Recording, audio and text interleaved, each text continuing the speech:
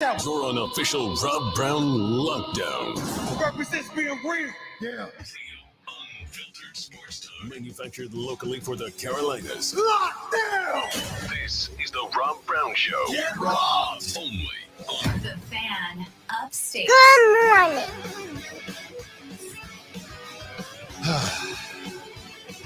Is it not a good morning, Rob Brown?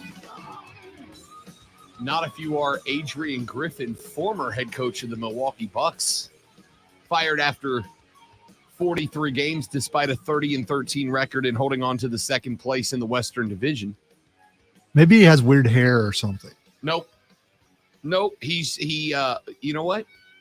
I feel like we can talk about this on the radio show today, on a sports talk radio show, theoretically speaking. It is a sports-related story, I think. Sure is. And I think potentially, perhaps, our dear listeners may give us permission to talk about these things. Yeah, I'm disappointed I couldn't break news to say that Ava Raine has been installed as the youngest general manager in wrestling history, and was handed the baton by William Regal. I just wanted to get the wrestling in there out of the way to see if that one dude's up this early. That one dude. Good morning, that one dude. Good morning, everybody. Welcome in. The Rob Brown Radio show is on your radio. It is The Fan Upstate. I am Rob Brown. That guy over there is the great one, Lonzo. Nope. You're not? I'm not me today. No. Yeah, well, that's just like your opinion, man. All right, so that's like a mix of me and Tim. That's awesome. That's remarkably spot on. I'd be offended if it wasn't true. Good to have you guys. Welcome in. 4-hour sports talk extravaganza begins now. That is the Rob Brown Show. Rob and Lonzo, happy to have you. We've got a day lined up for you. Yesterday, so before I got out of here, because how else to start the sports talk radio show but to not do that? Yesterday, you guys that have followed the show for any length of time know that there are a few things in the world that genuinely get under my skin, right? Genuinely bug me. Yeah, I'd be one of them, but yeah. No, you don't get under my skin. Just some of your takes do. There's a difference. Can love the guy without loving the take, and I do. One of the things that absolutely sets me off every single time it happens, without fail, without question, is people who can't park their car between the damn lines. Please tell me it wasn't one of our employees. So yesterday I went downstairs after the show. Got a bunch going on this week. I'll be on the call for Furman tonight on on color commentary, along with Tom Van Noy.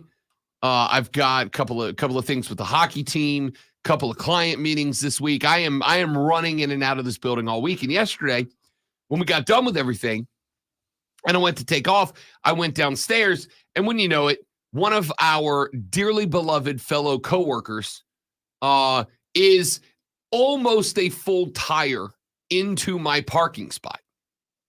And it's on my driver door side. Now, for those of you that I have not had the pleasure of meeting in person yet, the first thing that you will notice about me is that I am, and this is true, much like Jason Kelsey, a fat bearded American. I thought you were going to say color coordinated because you are. I mean, if you're not, I am that too. Yeah. I am that too. I accessorize very well. So you're a mix of Jason and Travis. Yes. Okay. All yes. Right. But in the demographic side, I'm much more Jason than Travis, as again, a fat bearded American. And so when our dearly beloved colleague had his car tire width into my spot, and I could not open my driver's side door far enough to get in, I had, at that moment, a decision to make. a decision A, which was go around, climb in through the passenger side, climb over the top of the center console in the rig, and just shut up about it. Or B, walk inside, confront said coworker and be like, dude, can you come move your car? I can't get into mine. And know that they're going to go, dude, just climb over, man. What are you doing here? You know? And feign an injury. Oh, I'd love to do that, bud, but my knee hurts. See, I beg to differ. You're trying to say that someone who works at this fine establishment is not caring enough to help his fellow employee out by just going back in his car out. Let me tell you what actually ended up happening. What actually ended up happening is I walked upstairs because I did need to go pop by the big boss's office before I got up out of here, right? Or the person works upstairs. Right. But I needed to go see the big boss's office. Lonzo, you know, I hate confrontation. Here's what actually happens in the real world. What actually happens in the real world is I shut the hell up, climb over the passenger side, and leave. Okay? I don't like it. But I'm like, you know what? If I see this individual, if I see this person, then I'm just going to be like, hey, man, I really hate to ask. Can you move your car? You're like all the way in my spot. I can't get in mine. Do you mind? Right? So I walk up and talk to the big boss. And as I'm leaving his office and I'm walking back down the hall, who turns the corner but said driver of said vehicle? And I'm like, all right, here we go. Yeah, I gotta say something. I saw who parked next to Oh, you. you know who it is. I see said driver of said vehicle. And so that we're clear, I'm on a very good relationship with this guy, right? Like we're dogs. We dap it up. We're boys. Every time I'm on the other side of the office, down on the admin side, this guy stops me and we talk football. He turns the corner. He looks at me and he's like, dude, I know I'm in your spot. I'm really sorry. I was late dropping off my kid. I was late getting to work. I had a Zoom with some of the big big bosses in a meeting. I as soon as I got out of the car, I'm like, oh, terrible parking job. But I had like 2 minutes to get in, get upstairs, set my stuff down, log on my computer, jump on a Zoom meeting, and present myself to people who dictate my future. And I was like, all right, man, that's understandable. That's cool. That's fine. And then he's walking back to the office. And like, you can't be mad at the guy now, right? Guy's got to drop his kids off. He's got this big meeting. He's probably nervous as hell about it, right? Lonzo and I are two of the most confident people in the world until the boss goes, please stop by. Then not so much, right? I'm like, I get it. I understand. And then as I'm walking down the hallway, the only thought I have is, if you just do it right the first time. Like, can you not color in between the lines? So you talked about, what a nice individual and all that kind of stuff. As soon as I got back outside and saw it again, I was like, what are we doing, man? Let me direct you to a spot. There's a spot. Yeah, I know you got to walk an extra, 15, 20 feet. No. If you park, do not place the responsibility on somebody else for someone else's inability to park. All right, I'm going to place the responsibility on one of the first people who gets here and has especially on this side of the building, can pick any spot they want. Correct. But instead they pick the spot, one of the most narrow spots where it's nearly impossible. It's the same size. No, this entire size. Those out there are bigger. The one over next to the tree has an extra clearance of 3 feet on either side if you park in the middle. Then who is the responsibility on? The guy who's in between the lines or the guy who never is? I guess we're finding out that you don't really try to avoid conflict, because if you did, you'd park in that spot and there's no way anyone could park that close to you. No. The responsibility should not be on me to walk an extra quarter mile across the across the parking lot because other people can't put 4 tires inside of 2 white lines.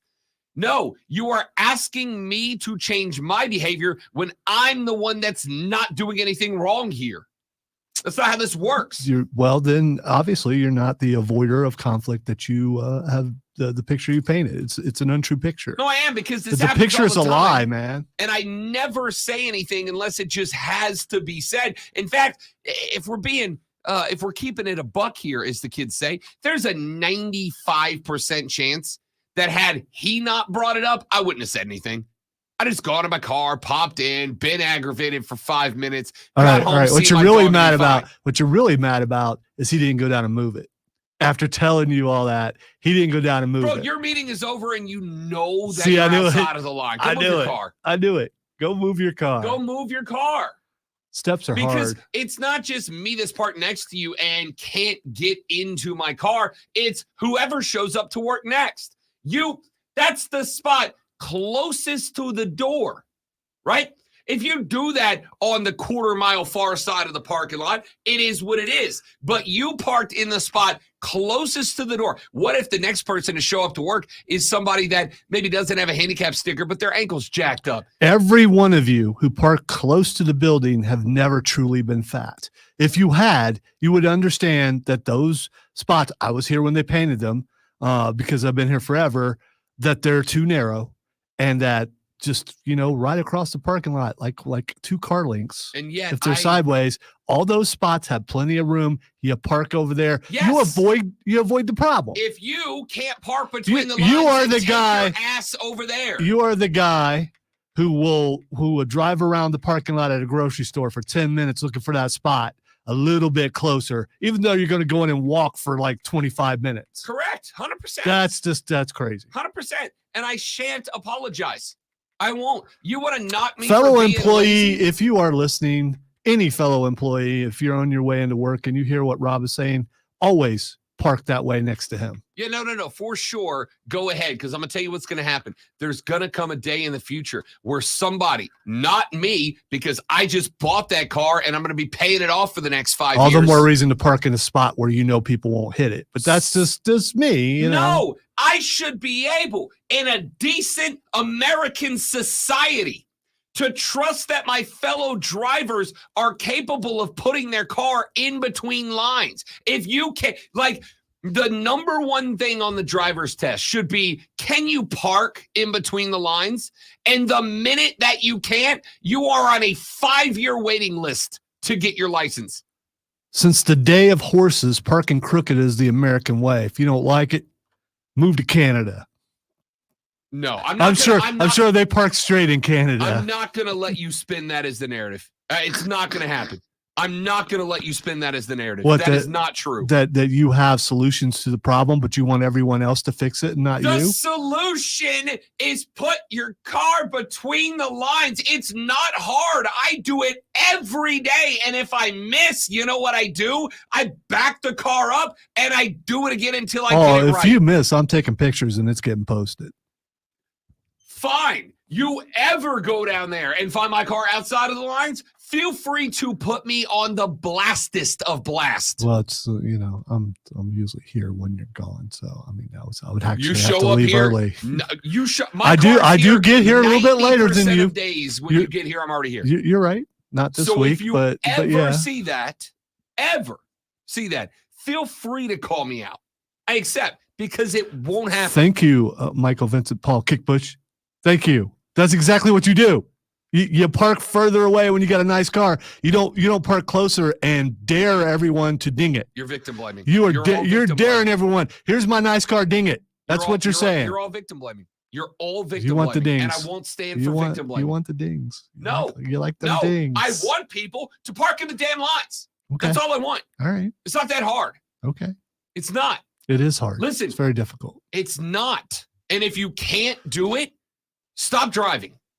Take the bus. Take a bike. Whatever. Walk. But if you can't put your car between the lines, I'm gonna send a one copy day- of this segment to that person and say, "See what you did." So much for our good relationship. All right. We got a lot of show to get to today, ladies and gentlemen. A lot of stuff to talk about. As we mentioned just a minute ago, we did have I'll say this. It's a very interesting story. It's a very interesting story in that a head coach who had his team in second place in their conference in the NBA has been fired. And the popular discussion that's popped up is, oh, this is just proof that the inmates run the asylum in the NBA. Could And I'm going be- to tell you it's not. Could be something else going on that we're not privy to. I know what it is. I'm going to tell you what it is coming up later on in the show. The Major League Baseball Hall of Fame class of 2024 has been announced. Adrian Beltre is in. Joe Mauer is in. Todd Helton is in. And that's it. That's the list. 3 guys getting the 75% mark from the Baseball Writers of America voters. Absolute dorks that they are. Just 3 guys getting into the show. And at least 2 off the top of my head that I think it is unforgivable that they did not get in on this ballot. We'll talk about that later on in the radio broadcast. We'll talk some NFL. Yesterday, an ESPN personality who shan't be named said that without Deebo Samuels, the San Francisco 49ers cannot beat the Detroit Lions. Can't do it. Is that true? Is that accurate? We're going to talk about that later on in the radio broadcast. And on top of all that, coming up in a little over an hour from right now, we play our favorite game of the week, Overreaction or Makes Sense. We gathered some sports takes from around the social media sphere. Lonzo and I will take a look and decide, all right, is this a valid opinion? Or is it just a little bit too far? We'll do all of that and more. So when we come back here in just a minute, I have a task for you, an assignment for you, Carolina Panther fans. I have a task that I would like to see if you're capable of doing it. Not because you're incapable, but because it's a real difficult task. Lonzo and I are going to try it as well. Oh, no. I know. And we're going to do that when we come back on the Rob Brown Show and the Fan Upstate. I had to push the button. Real sports talk for real sports fans. The Stop Fan asking me to Upstate. change The my sports behavior. voice of you, the To excuse the Upstate fan. behavior of that. 844 fan phone. That's 844-326-3663. The Fan. Upstate. From the News Talk 98.9 WORD Weather Center, here's the Carolinas' most trusted forecast on the Fan Upstate.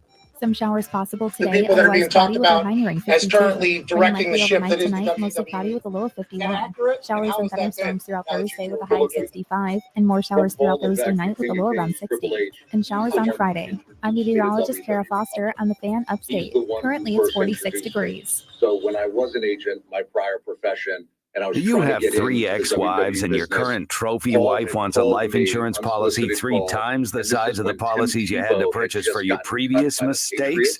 If so, Paul you need to called call me and said, Big "Hey, I just Lou wanted at to Term introduce Provider, the WWE business." 800-700-6898. Big Lou is intimately familiar with your problems, and if you're 50 or 60 years old and in reasonably good health, a $1 million policy should only cost about $100 to $200 per month. Big Lou may have a solution for your previous policies as well. You may even save enough money to lighten the load on your new $1 million policy. Remember, call Big Lou. He's like you, except he's only on number 2. Call Term Provider at 800-700-6898. That's 800-700-6898 for $1 million in term life insurance that you can live with. Call Big Lou at 800-700-6898. 800-700-6898. You can make the decision right now to get lasting relief from that awful joint pain for 2024. Hey, it's Charlie James. Don't go another year compromising because of that pain in your knee or shoulder. Call QC Kinetics now. QC Kinetics is the nation's leader in regenerative, non-surgical pain relief. Your body has what it needs to restore and repair that damaged joint tissue, and What QC could have Kinetics been? can make it happen. No drugs, What no could have surgery, been? no downtime. There's no The denying future that of Tim pain treatment Tebow has is a great arrived. athlete. QC has tens And of what he thousands could of have done satisfied patients in the all over America, people WWE with back pain, I've been hip present. pain, that any might pain associated have with made arthritis Rob or Brown pain. like him. This is not a band. I do This like is him. a That's what it might have been. revolutionary Yeah, treatment Tim that couldn't play can get football, your but like look at what that. he's And listen, doing it's in non-surgical. wrestling. If this year is the year you He decide to could have fight back been against that Jake Paul take before the Jake first step Paul. now. Call There are a QC lot of Kinetics. good guys. Get a free that are bad consultation football on the players calendar that I today. like, but Call know they're bad at football. 864-448-3772. And a lot of bad people that That's are good 864 football players. 448-3772 I'm tired of in all of us Greenville and in pretending that Nashville. Ray Lewis is like 864-448-3772. the pastor of America now. You are Welcome to the Ingles Table, a delicious destination with generalizing, recipes saying galore. all of us. Need to whip up a dessert? I Entree? mean, side the dish? Mannings No had him on problem. and were just The buddy experts with him. from I the was Yeah, Ingles well, Table he take played you for through it Baltimore, step by so, step, you with know, expert tips and whatever. advice along the way. Find the Ingles Table at ingles-markets.com or swing by the store and So pick up your free don't copy group of the me Ingles Table in. magazine. And let's get cooking. Ingles, low prices, love the savings. Thanks for calling Discover. This is Anjali. Hi, it's Jennifer Coolidge. I just See the got an rumors alert of for a strange Okada charge to on my card. NXT. I No did see problem. that. We That's make sure you're interesting. never held responsible for If unauthorized NXT starts purchases pulling on your some of Discover the card. Let's see.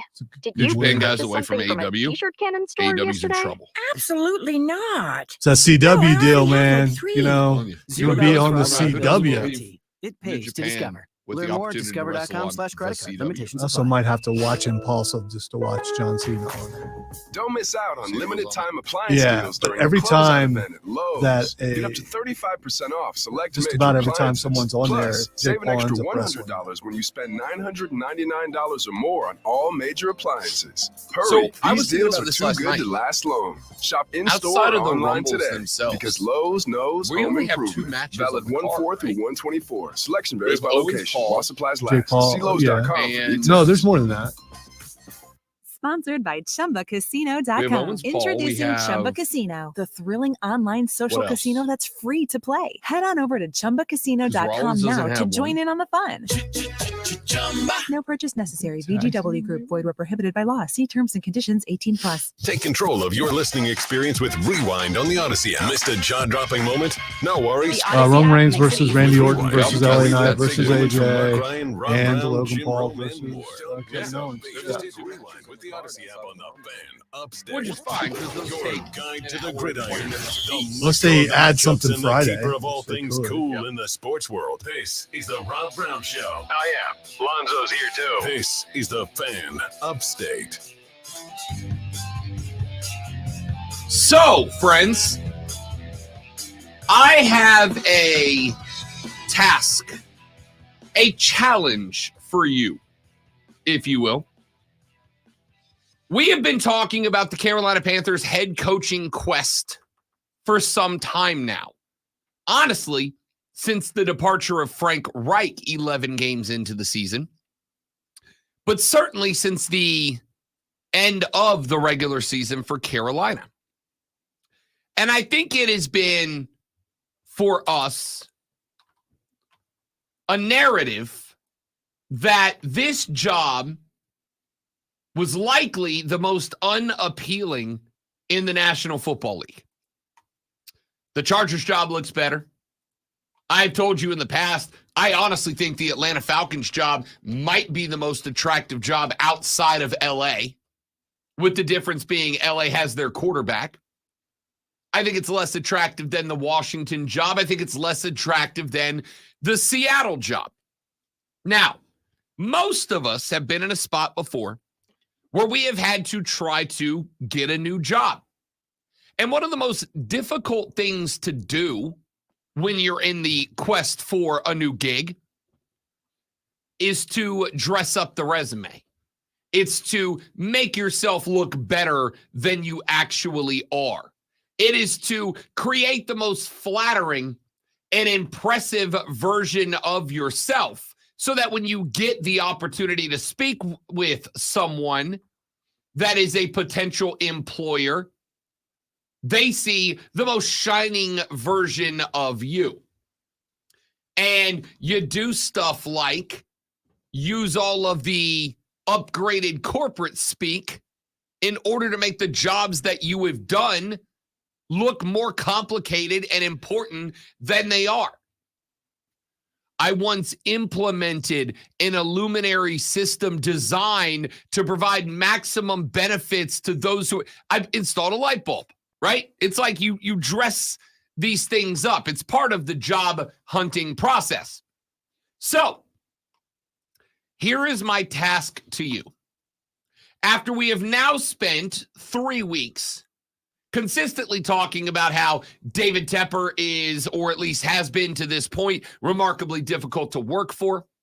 There are stories coming out of the HQ about that. You look at the roster is atrocious, right? We've been talking about how unappealing this job is. Here is my task, my challenge for you specifically, those of you that are Panthers fans. Make this job look attractive. Make this job look attractive. Tennessee, the Titans, are still negotiating with Brian Callahan. Now, I do find it interesting. It has been 2 full days since we heard that Brian Callahan, the Bengals offensive coordinator, was in negotiations after his second interview with the Tennessee Titans. I have told you Callahan jumped to the top of my wish list for that job. But from what I understand, they're going through the process. Probably by the weekend, Brian Callahan will be named the HC of the Tennessee Titans. What blows my mind about that is, as I have said in the past, I thought that Tennessee would be the one job that I could argue was less attractive than Carolina's. They got a rookie quarterback in Will Levis. Maybe he's the guy, maybe he's not. I don't know that we've seen enough to say. They've got an older quarterback in Ryan Tannehill, but they are not great in terms of cap space.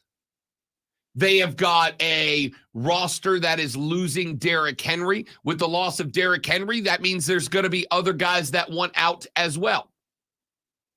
So my question was, why is it that Tennessee not only got a guy before Carolina, a team that had been on the hunt for weeks and weeks and weeks now, that does not have an established quarterback, that is losing their Pro Bowl running back, that does not have, although it is a good defense, the defense Carolina has, why is it that Tennessee was able to get their guy that quickly while Carolina is not only still in the hunt, but they're connected to effectively one offensive name right now, and that's Dave Canellis, the OC for Tampa Bay, who has a close personal relationship with Dan Morgan, the new general manager.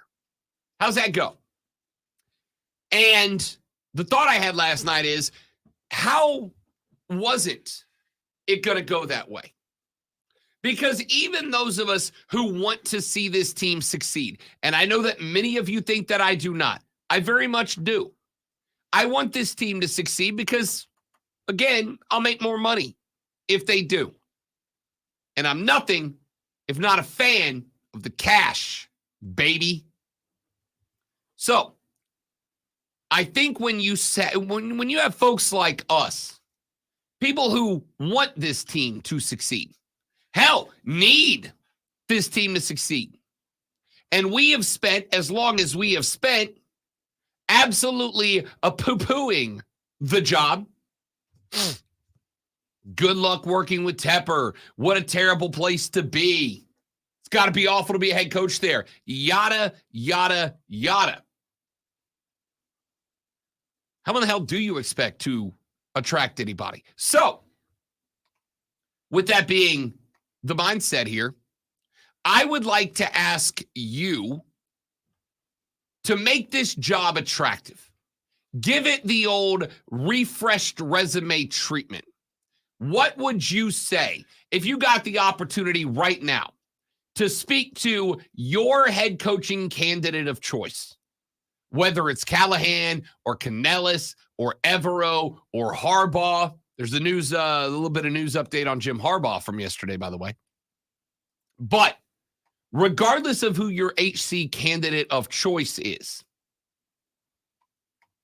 what would you say to that individual to try to get him to come down to Charlotte?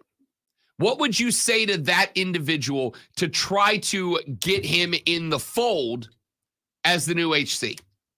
So I sat around last night and I came up with a couple of mine here, Zoe, and I want your thoughts on how I did. The first thing I'm leaning on, and this may or may not be your first priority depending on who you're talking to, but honestly, whether it is an offensive or defensive tinted coach, one of the first things I am throwing out, actually scratch that, the first thing I'm throwing out is what this defense looks like right now. You've got Derek Brown. That guy might be the best defensive tackle in the league right now. You've got J.C. Horn, who, when he's been able to stay consistently healthy, has been breakout. And I have made the argument in the past that the training staff there has got to be discussed. And with a complete and total shakedown of this franchise, that's going to happen. You've got Brian Burns. Now, you're likely going to have to franchise that guy. You're going to have to tag Brian Burns. I'm working under the assumption that Derek Brown will get the first of the 2 extensions. You'll then have to tag Brian Burns. Hopefully, Brian Burns is going to play hard under the tag to either earn an extension or a fatter contract elsewhere next year. You've got Brian Burns, who, by the way, was quoted not terribly long ago as saying that he told the team that they should, quote, leave the defense alone, end quote, which means the locker room is intact. All but 4 of your starters from last year are set to return next year. The only guy that is a big name that as of right now is a threat to walk is Frankie Louvu. Because you can't tag 2. If you could, you'd tag Louvu. But there's a rollover here. The second most attractive thing to me about Carolina is this. According to Roster Management System, the Carolina Panthers have $26.1 million in cap space available. That is not a ridiculously large number, okay? It's definitely not enough to fill all the holes. It is not. It is not. But what it is enough to do is to talk to an offensive-minded coach and go, here's what we're going to allow. We're going to allow you to tell us who you want to make a splash. Is it T. Higgins? Is it Tyler Boyd? Is it Tyron Smith? These are all free agents that are available that would be immediate difference makers on this team. So you get to, if you are Dan Morgan, tell the head coach, you get a wish list player, right? You look at the entire NFL's pool of free agents, you get a wish list player. I will use that cap space to go get that guy. Because every NFL roster has holes, right? That's what the salary cap is intended to do. Create parity. Every roster has holes. You've got a lot of money coming off the books this year. You've also got the opportunity to play with dead cap space by letting a couple of guys go to save some money down the line. But you've got $26.1 million. Some of that's going to go to DB. Some of that's probably going to go to Brian Burns if you give him a contract extension as opposed to asking him to play under the tag. But regardless of which direction you go, you're going to have a pretty good chunk out there to bring in a home run hitter, which means I get to tell whoever that coach is, you tell me who your big stick is. You tell me who that guy is that you want, and I'm going to do everything in my power to get that guy. Then, and this is an argument that I know is coming before I even say this, but if I'm talking to an offensive guy, Bryce Young is a selling point. Bryce Young is a selling point. Statistically speaking, Bryce Young had one of the worst rookie seasons of a first-round quarterback ever. His 11 touchdown passes are tied for the fewest in a season in NFL history amongst quarterbacks with at least 500 passing attempts. Bryce Young should be a selling point. That's why David Tepper should sell the team. It's not what I meant by selling point. I do like the thought. I do. But let me tell you what I am using as quotes in the email I'm popping off to whatever offensive coach I'm going for. Todd Bowles said that Bryce Young will be, quote, one of the best to ever do it. There were 3 different NFC South coaches, head coaches and otherwise, that were quoted by David Newton in an article not too long ago saying, we all see it. That kid's going to be a dude. That kid's going to be special. There's no reason for those guys to say these things, right? Unless you want to put on the tinfoil cap. There's no reason for them to be that complimentary of this guy unless they're being legitimate here. You're right. There's no reason because you could give them bulletin board material and they're still not going to beat you right now. So, I mean. Not right now. Yeah. But we're not talking about the 2023 Carolina Panthers. I am asking you to help me talk a top-notch head coach into Charlotte for the 2024 version. You had me till right there. I think what you tell them is, hey, you evaluate the quarterback. You think he's not ready yet. We're willing to bring in a veteran and he can sit down and watch. We're not going to tell you have to play this guy, because if you are a coach and you want to go somewhere, you don't want to be told this person has to play. This person has to play. You, first off, I know I just talked about the cap space. You do not have cap space to bring in a Super Bowl caliber quarterback to mentor Bryce Young. Yeah. You don't have that room. Here's the thing, though. They're not going to be a Super Bowl champion next year. It's going to take some rebuilding. So bringing in an old vet that's on his way out the door, but is more efficient than what you have in Bryce Young. Or if anything, you bring in an old vet so he can take the hits that Bryce Young won't have to take while you try to figure out your offensive line problems. I think you got a couple of things going for you there. I'm glad you brought up the offensive line. The offensive line is very interesting. You've got a left tackle spot that's got to be a question mark here. Ike Ekwonu, the number 6 overall pick in the 2022 draft, my man had such a bad season. I was talking to another buddy of mine who is a Panthers fan, and he said, you know what the best move for Ike would be right now? To move him to guard. Honestly, he was so bad at left tackle, move him to guard. You bring in a true left tackle, you move Ike to left guard, everybody else is playing their natural spot, and you start running the football next year with a coach who understands consistency, which I don't think Frank Wright or Chris Tabor did, and I think you got something here. Offensive line was bad. I'm not arguing. But I think it's because you had 2 different guys playing out of position, or at least playing in the position they're designating as, but you're watching him play going, that guy's not a left tackle. Ike's not a left tackle right now. He had a sophomore slump. He had a sophomore regress, not a left tackle. So you can't look at the potential that was there his first year and how he improved from the beginning to the end and go, okay, this was a fluke. I think he's going to be better this year. He improved his first year from beginning to end, and then he gave it all back in year 2. He looked worse at the midpoint of year 2 than he looked at the beginning of year 1. I can't trust that he's got it back now. Well, head coaches were switched. There's a lot of factors that might be a reason for that. For sure. I'm not arguing.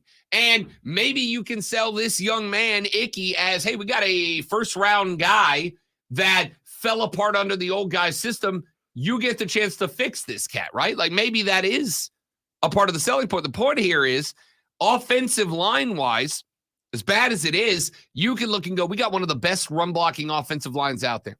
We got a quarterback right now that is happy, is capable to hand the ball off and utilize the run to establish the pass, not the other way around, right?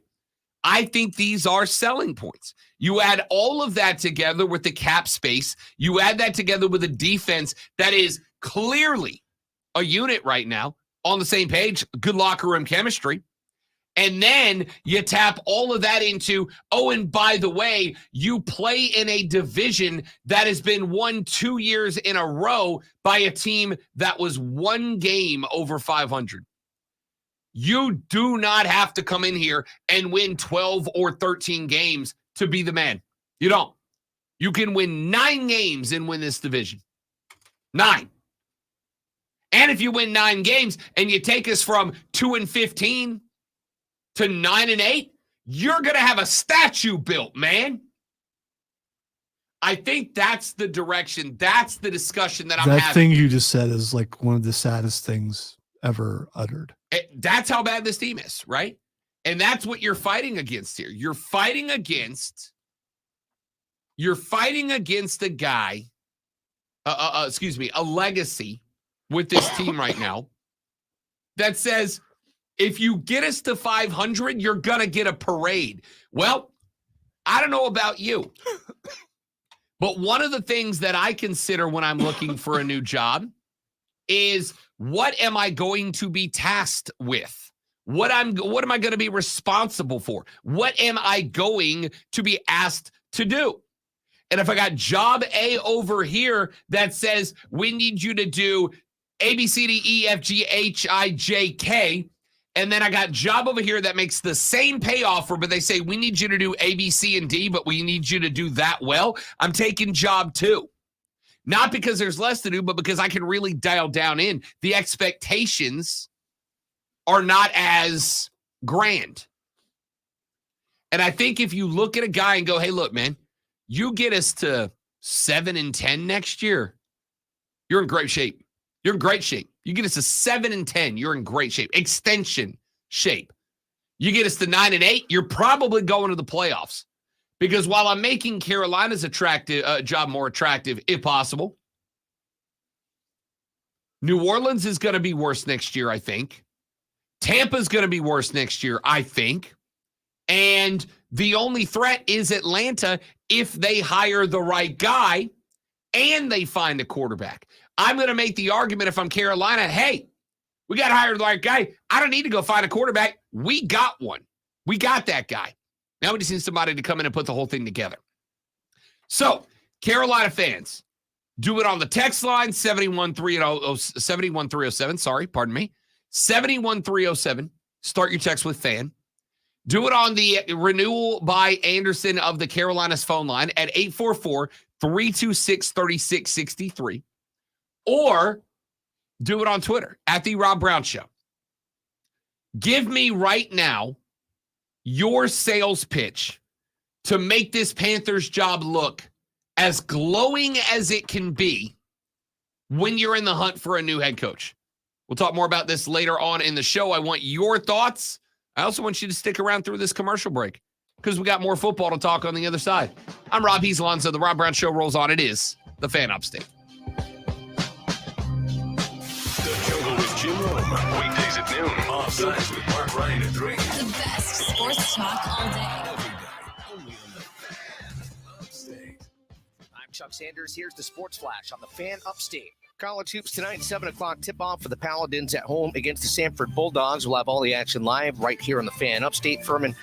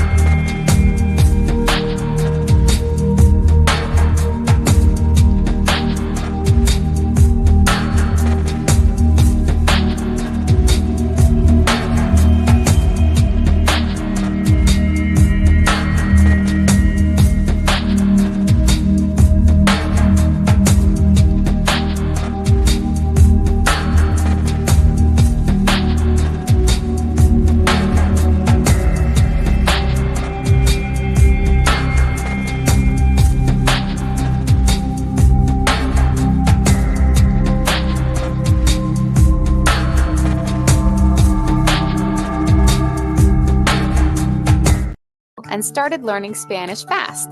Want to start getting conversational in another language in as little as 3 weeks? Babbel's quick 10-minute lessons were designed by language experts to be the most efficient and effective way to learn a new language. ¿Cómo te llamas? I say you go ahead and take the sweatshirt off and you give everybody a show. ¿De dónde eres?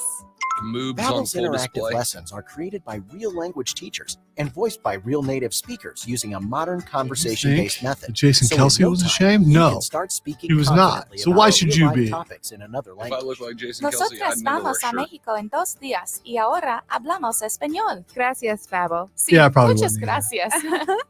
Although it's pretty cold Babbel, outside. Probably be a language bad for idea. life.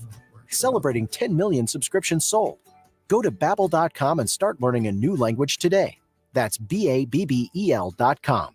Start learning a language today at Babbel.com. If you're hiring, it can feel like I you're don't trying know to how I find feel a about The needle in a Rock being haystack. on the board. You can We hope the definitely right need to person talk comes about that along, tomorrow. or you can just He use doesn't. ZipRecruiter. He And hasn't now had a you can try very it for good free track at record. lately.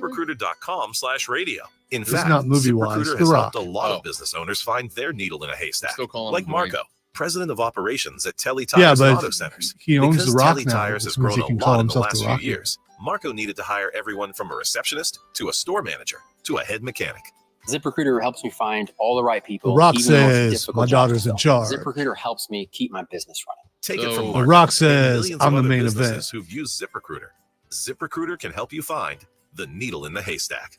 See why 4 out of 5 employers who post a job on ZipRecruiter get a quality candidate within the first day. And right now, you can try ZipRecruiter for free. That's right, free at ZipRecruiter.com/radio. That's Friend of the show, Chris? ZipRecruiter.com/radio. ZipRecruiter.com/radio. ZipRecruiter, the smartest way to hire.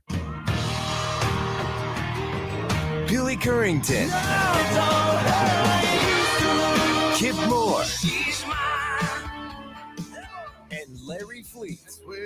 Live in concert. Saturday, May 4th, CCNB Amphitheater, Simpsonville. Billy Currington, Kip Moore, Larry Fleet. On sale Friday at LiveNation.com. Don't miss Billy, Kip, Larry, I just found live. Orson giving his thoughts on During MVP's Morgan on bonus Pat days at show, Lowe's, and I'm save like, I can't play Pat $250 show when you without buy a listening to DeWalt 12-inch sliding miter saw and adjustable stand together. Because Lowe's knows savings. nerf Lowe's knows pros. Selection varies by location while supplies last. Discount taken at time of purchase. See sales associate for details. I have diabetes. I'm at risk for pneumococcal pneumonia. I have asthma. I'm at risk too. If you're Dan 19 Morgan or looks like a older very with chronic serious conditions person. like asthma, Yes, he was diabetes, intense when he was a COPD, player, or too. heart disease, or are 65 or older, you are at increased risk for pneumococcal pneumonia. Ask your doctor or pharmacist about Prevnar 20, pneumococcal 20-valent. You know, Kuechly was vaccine, intense, a but he didn't Pfizer look like vaccine it. that can help Morgan protect you looked like, against pneumococcal you know, he pneumonia was in just one coming dose. undone Even if every you've play. already been vaccinated with other pneumonia vaccines, Prevnar That 20 point in may the help movie provide where the added guy finally protection. breaks, Prevnar 20 is that approved just for like is adults his to help normal prevent face. infections from 20 strains of the bacteria that cause pneumococcal pneumonia. Continued approval may depend on a supportive study. Don't get Prevnar 20 if you've had a severe allergic reaction to the vaccine or its ingredients. Adults with weakened immune systems may have a lower response to the vaccine. Side effects include pain and swelling at the injection site, fatigue, headache, muscle, and joint pain. For full prescribing information, please call 1-855-213-2138 or visit Prevnar20.com. Now, during Staples Print Big Sale, get $20 off your print purchase of $100 or more, $50 off your print purchase of $200 or more, and $100 off your print purchase of $300 or more. So the more you print at Staples, the more you save. To demonstrate, print at Staples, you save. But if you print at Staples, you save. See how that works? Staples Print Big Sale. Print more, save more, up to $100. Ends 2/10. Visit staples.com/print for details. From the Ingalls Market Studio, The Fan. Upstate. 97.7 FM Greenville. 97.1 FM Spartanburg. Always live from the Free Odyssey app. CBS Sports Radio. Early birds get the sports scoop. The Rob Brown Show, now morning 6 to 10. On the Fan, Upstate. So I asked you guys to put the most glowing possible spin on the Carolina Panthers resume as they look for a new head coach. One of the things that I very much want to be excited about, though, is Lonzo and I had the conversation a couple of days ago when it was announced that Dan Morgan is the new general manager. One of the things I want to be excited about is Dan Morgan is the GM. But this feels like one of those things that we are not going to be able to make a definitive statement about until he's in the role a couple of weeks, months maybe years, right? The big concern has been that Dave Tepper just wants yes men. The big concern has been that Dave Tepper just wants guys who are going to do it his way. He's uber involved. He's hands-on with everything. He micromanages, and he just wants guys who are going to say yes. But I got the chance to watch the introductory presser for Dan Morgan. I'm going to start with this. That is one intense S of a you-know-what, man. Dan Morgan has got, I will burn holes through you with this look if you don't get your job done energy, man. Dan Morgan is an intimidating dude, right? And if I'm approaching this with the most optimistic possible viewpoint, then I've got to look at Dan Morgan and go, okay, a dude like that does not get pushed around, right? You ever met, Zoe, you ever worked with that guy? Just that never is less than 11 guy? Yeah, multiple times. Man, it is one of those things that even if you go, I'm good at this job, I know what I'm doing, I don't need anybody in my grill. You work for a guy like that, and you're just like, you just feel the pressure on you constantly to get it done. I would like to believe that that is who and what Dan Morgan is. And I would like to believe a guy like that does not get pushed around, right? Now, for those of you who watch The Office, big fan of the show, they had a character named Charles Minor, who was played by Idris Elba, who is a flat-out bro, right? He's a dude. He's that dude that when Idris Elba's got his I'm serious acting voice on, like, he's intimidating, right? And the concept of that character was that when he was in the office managing the office, everybody was intimidated by him. And then David Wallace, who was his boss, would show up, the Dave Tepper of the office. David Wallace would show up, and all of a sudden this guy is basically reduced to nothing more than a glorified kisser, right? And the premise of the comedy around this guy was how big of a Billy Badass he was when he was running the show. But when his boss showed up, all of a sudden he was the biggest pushover in the game. Is that Dan Morgan? Is that what we're about to get? If the answer is no, that's a selling point. Hey, new head coach. This dude, this new GM is not that kind of guy. He is the dude that doesn't care how it happens. He just wants the job done. And if you show up and you hold up your end of the bargain, he is your buffer between you and the owner that everybody is trying to tell you is going to be the roadblock that stands between you and success, right? If you show up and hold up your end of the bargain as HC, Dan Morgan is going to make sure you have everything you need and is going to be the wall between Dave Tepper and you. Dave can come to him and go, Dan, here's what I'd like. And Dan Morgan can go, nah, Dave, that's not going to work. That's not what we need. That's not what the new head coach needs. That's not what the roster needs. That's the best possible outcome for you. If that is the dude, and I'm going to watch during the break. Apparently yesterday, Greg Olsen was on the Pat McAfee show.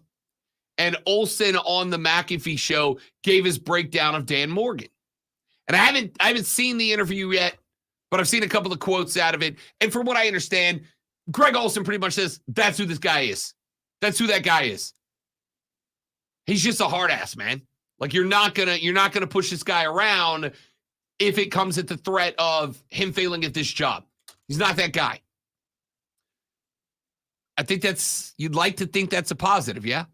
You'd like to think that's a positive. You'd like to think that Dan Morgan is going to be the dude that throws up the brick wall between the new head coach and the owner, He's going to be the guy that keeps David Tepper away from the head coach and away from influencing what that head coach wants to do. If that's true, that's a selling point. We'll talk more about that later on in the show. When we come back here in just a few minutes from now, it's time for your water cooler cheat sheet. The top 3 stories you have to know before you get to work and start talking sports. I asked you to dress up the Carolina Panthers. Now's your opportunity. Tell me the best thing about that job that you would use as a selling point. The best thing about this job, I get to listen to Lonzo do the sports flash. You lie. Man, you lie. The MLB Hall of Fame class of 2024 was announced yesterday. The class will include 3 players who received the necessary 75% approval from the Baseball Writers of America: Adrian Beltre, Joe Mauer, and Todd Helton. Milwaukee's coach, Bucks coach Adrian Griffin, is unemployed despite leading the Bucks to a 30-13 record through his first 43 games. Doc Rivers, who led the 76ers to 3 straight Eastern Conference semifinals in the last 3 years, is in negotiations to replace Griffin. The NFL has announced its Super Bowl officiating assignment. Bill Vinovich will serve as head referee. Vinovich, who, according to Rob Brown, led the team that famously cost the Saints a Super Bowl trip with the most egregious missed call in history, will officiate his 3rd Super Bowl. I think I read that correctly. Up to the minute, upstate traffic. In Piedmont, northbound I-85 approaching SC 143. Accident reported, and that's slowing traffic to White Road. So far, just a 5-minute delay.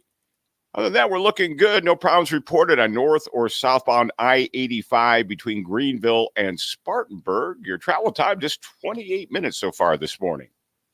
From the News Talk 98.9 WORD Traffic Center, I'm Chris Babler on the Fan Upstate.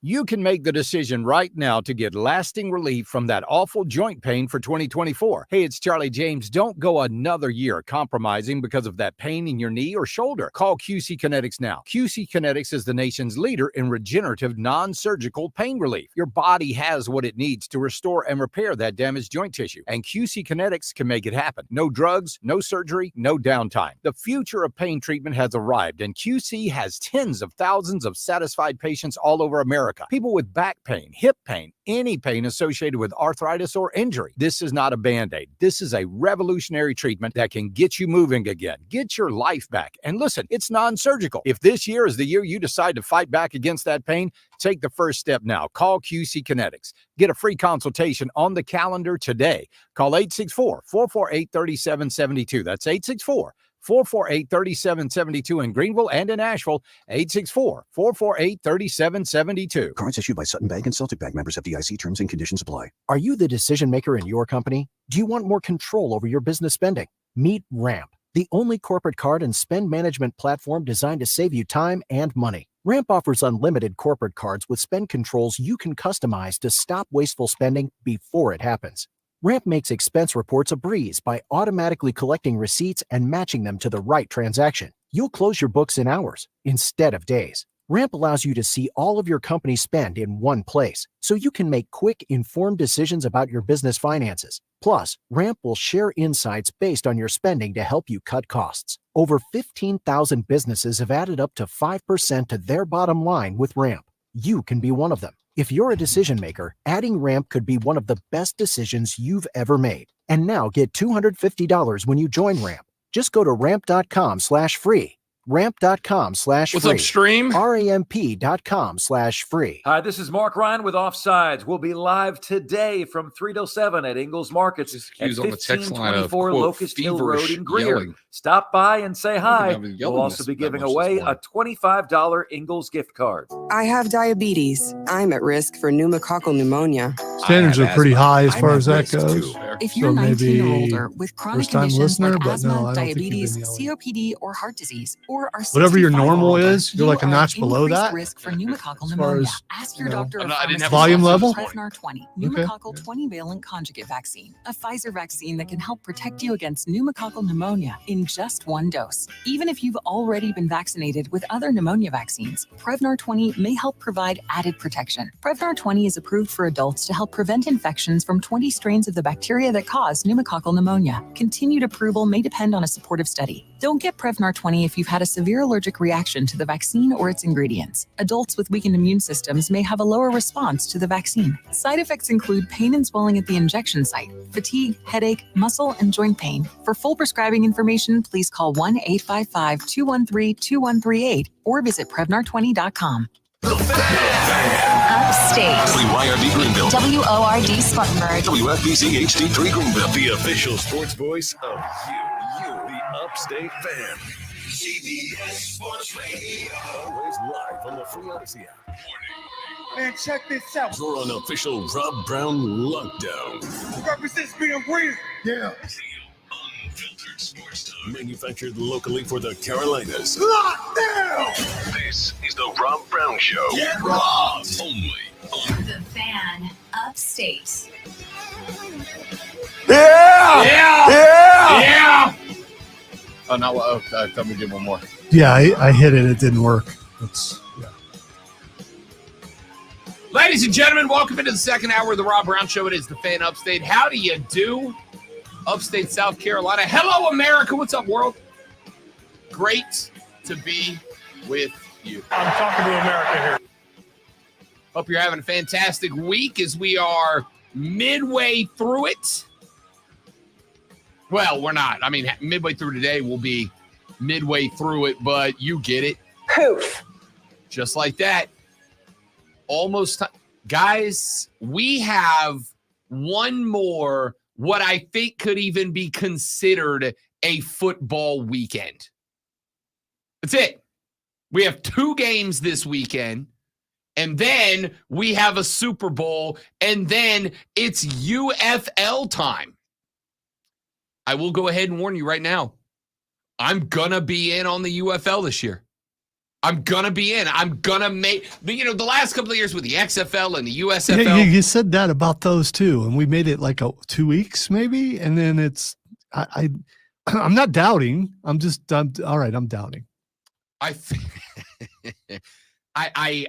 think this time it's different, right? I think with it being streamlined, I think with it being backed by the NFL, and I think with the amount of, financial obligation almost that they have to succeed, I honestly feel like this is... XFL has had plenty of money, so I don't think the XFL had plenty of money. I think the XFL had the backing of the WWE. Yeah, Vince sold all those shares and put it into the XFL when he first made it. Yeah. I mean, that's dedication. It felt to me in the past as if these things were afterthoughts, right? It felt like these things were afterthoughts. They were always kind of like, we'll give it a shot. We'll see if it feels legit. This year, to me, it feels like with the backing of the NFL being involved and with the NFL right now dealing with so many potential rule changes, right? We got another discussion about should the fumble through the end zone be or not be considered a touchback moving forward, right? Is it something that we should just let be? Ooh, the McCole Hardman rule. That would be, I mean, I don't know if you want your name on that, but if changes are made for the better, why not? Yeah, I mean, that just kind of is what it is, right? So I think with all the discussions going on about potential changes to the National Football League, and with the National Football League being involved directly with it this time, I kind of look at it as this spring league has more chance to succeed than any previous iteration of it. So I'm going to be in. We'll talk more about it as we get closer. But yeah, because it's really going to come down to how many people show up to watch it. Well, you got to keep in mind the last run of the USFL, to me, was actually pretty good football, right? Like, it's never going to be the NFL, but it's not designed to be. It's designed to be a league that, and this is why, this is the pitch I used in the past. It is designed to be a league that you watch if you are one of those people who says, I care about the commitment. I care about the passion. I care about watching guys that actually want to succeed. Do they pay more than NIL? No, God, no. I mean, yes, if you're not one of the top-notch dudes, right? Like I had this, in fact, as a matter of fact, last night I was having the discussion with a Clemson buddy of mine who was complaining because guess who's ranked dead last in the ACC as far as their transfer portal class? This might shock you, but it's Dabo's boys. Dead last in the transfer portal in terms of ranks of transfer portal classes in. And I said, yeah, you got to keep in mind, guys in the portal, they're in it for a couple of reasons. There's two primary. Number one, they want the bag. Number two, they want playing time, right? And Dabo, I think part of the reason that he has been anti-portal is he's not going to promise anybody anything, right? He's not going to say, yeah, you come here, you're going to get PT. Back in the heyday when they were good, as far as Clemson goes, you were guaranteed playing time because they would take the starters out by halftime. So everybody was getting to play. They had a ton of experience because of how good they were at that time. They're just not there anymore. Oh, for sure. They could be there again, but they're not there right now. For sure. He's not going to make, I don't think, any promises to anybody about here's what you're going to get if you come here. And I think because of that, you probably got guys that are hesitant. We know Dabo has made offers to guys in the portal, but I think there's two things. Number one, he's not going to make a promise to anybody that he's not going to be able to keep or that would eliminate them from being the most competitive version of themselves. I think that is part one.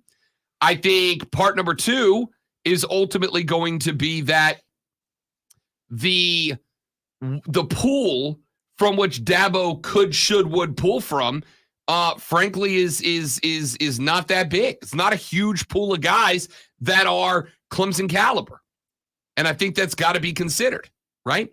So with the level of competition and ability that you already have there on that campus and on that football team, of course he's not going to go hard in the portal.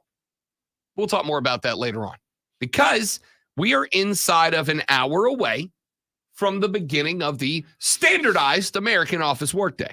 And if you are one of those folks that's got the old 8 to 5er, well, friends, you're less than an hour away from getting clocked in, less than an hour away from work. And if that is the case, when you get to that first break, you've probably got office coworkers, maybe even work friends that you want to talk sports with. And if you're going to do that, you're going to need this. Are you ready for the playbook of the peculiar, the almanac of the absurd, and the encyclopedia of the extraordinary? Well, you better be, because we're diving headfirst into the 3 top stories that will have your coworkers saying, "Shut the hell up," even before they take their first bathroom break.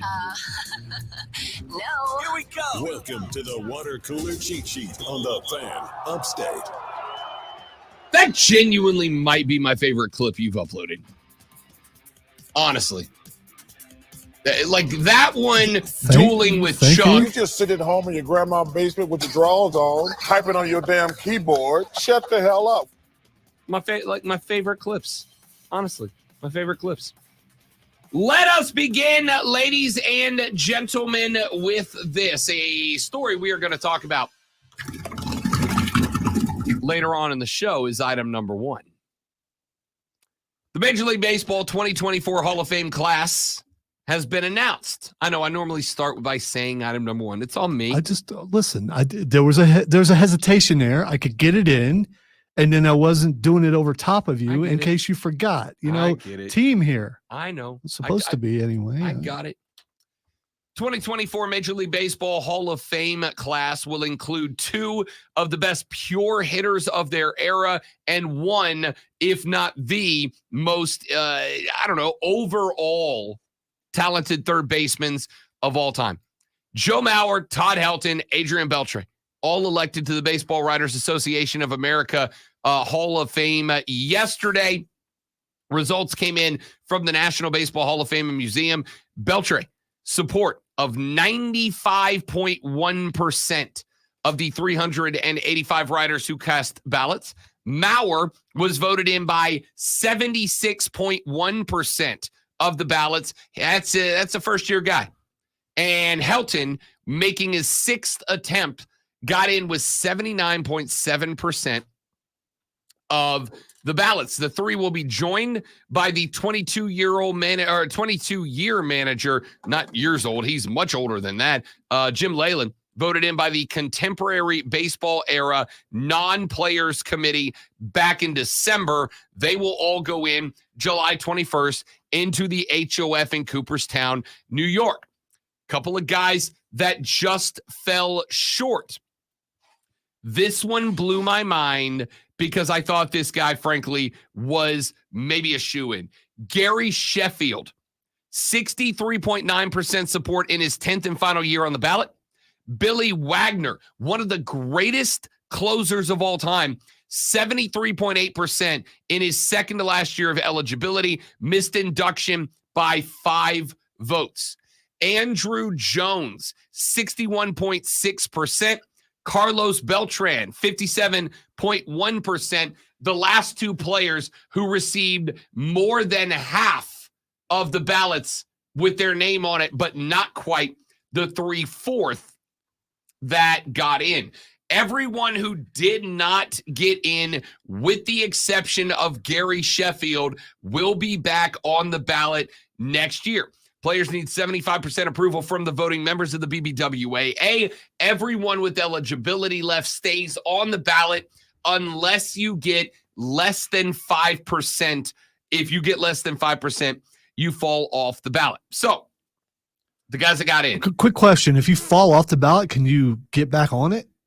You cannot get back on the writer's ballot, but there is another path to the Hall of Fame.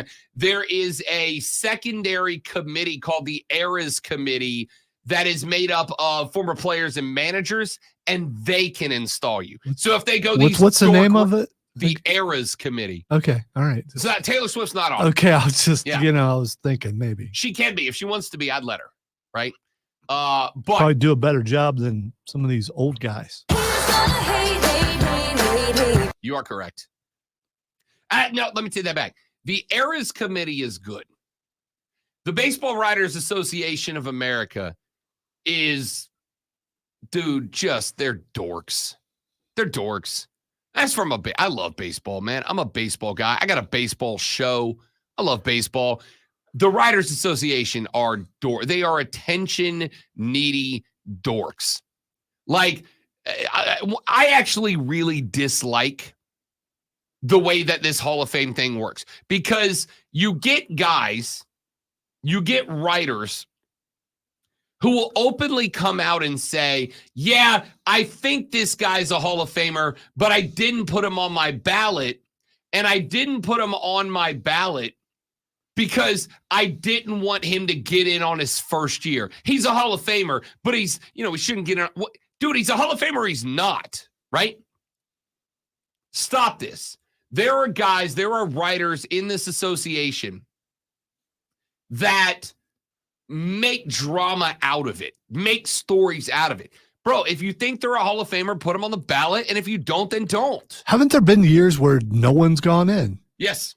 And that's sad. That really is. Yeah. I still think, to me, and obviously I'm an NFL guy, I think the NFL Hall of Fame is as far as inducting members every single year, is the best one. I certainly think it's the most famous. I would say the NBA Hall of Fame, the NASCAR Hall of Fame, they're all great halls of fame, and they have a much, to me, more respectable process about picking guys to get in, right? Like, it's a much more respectable process.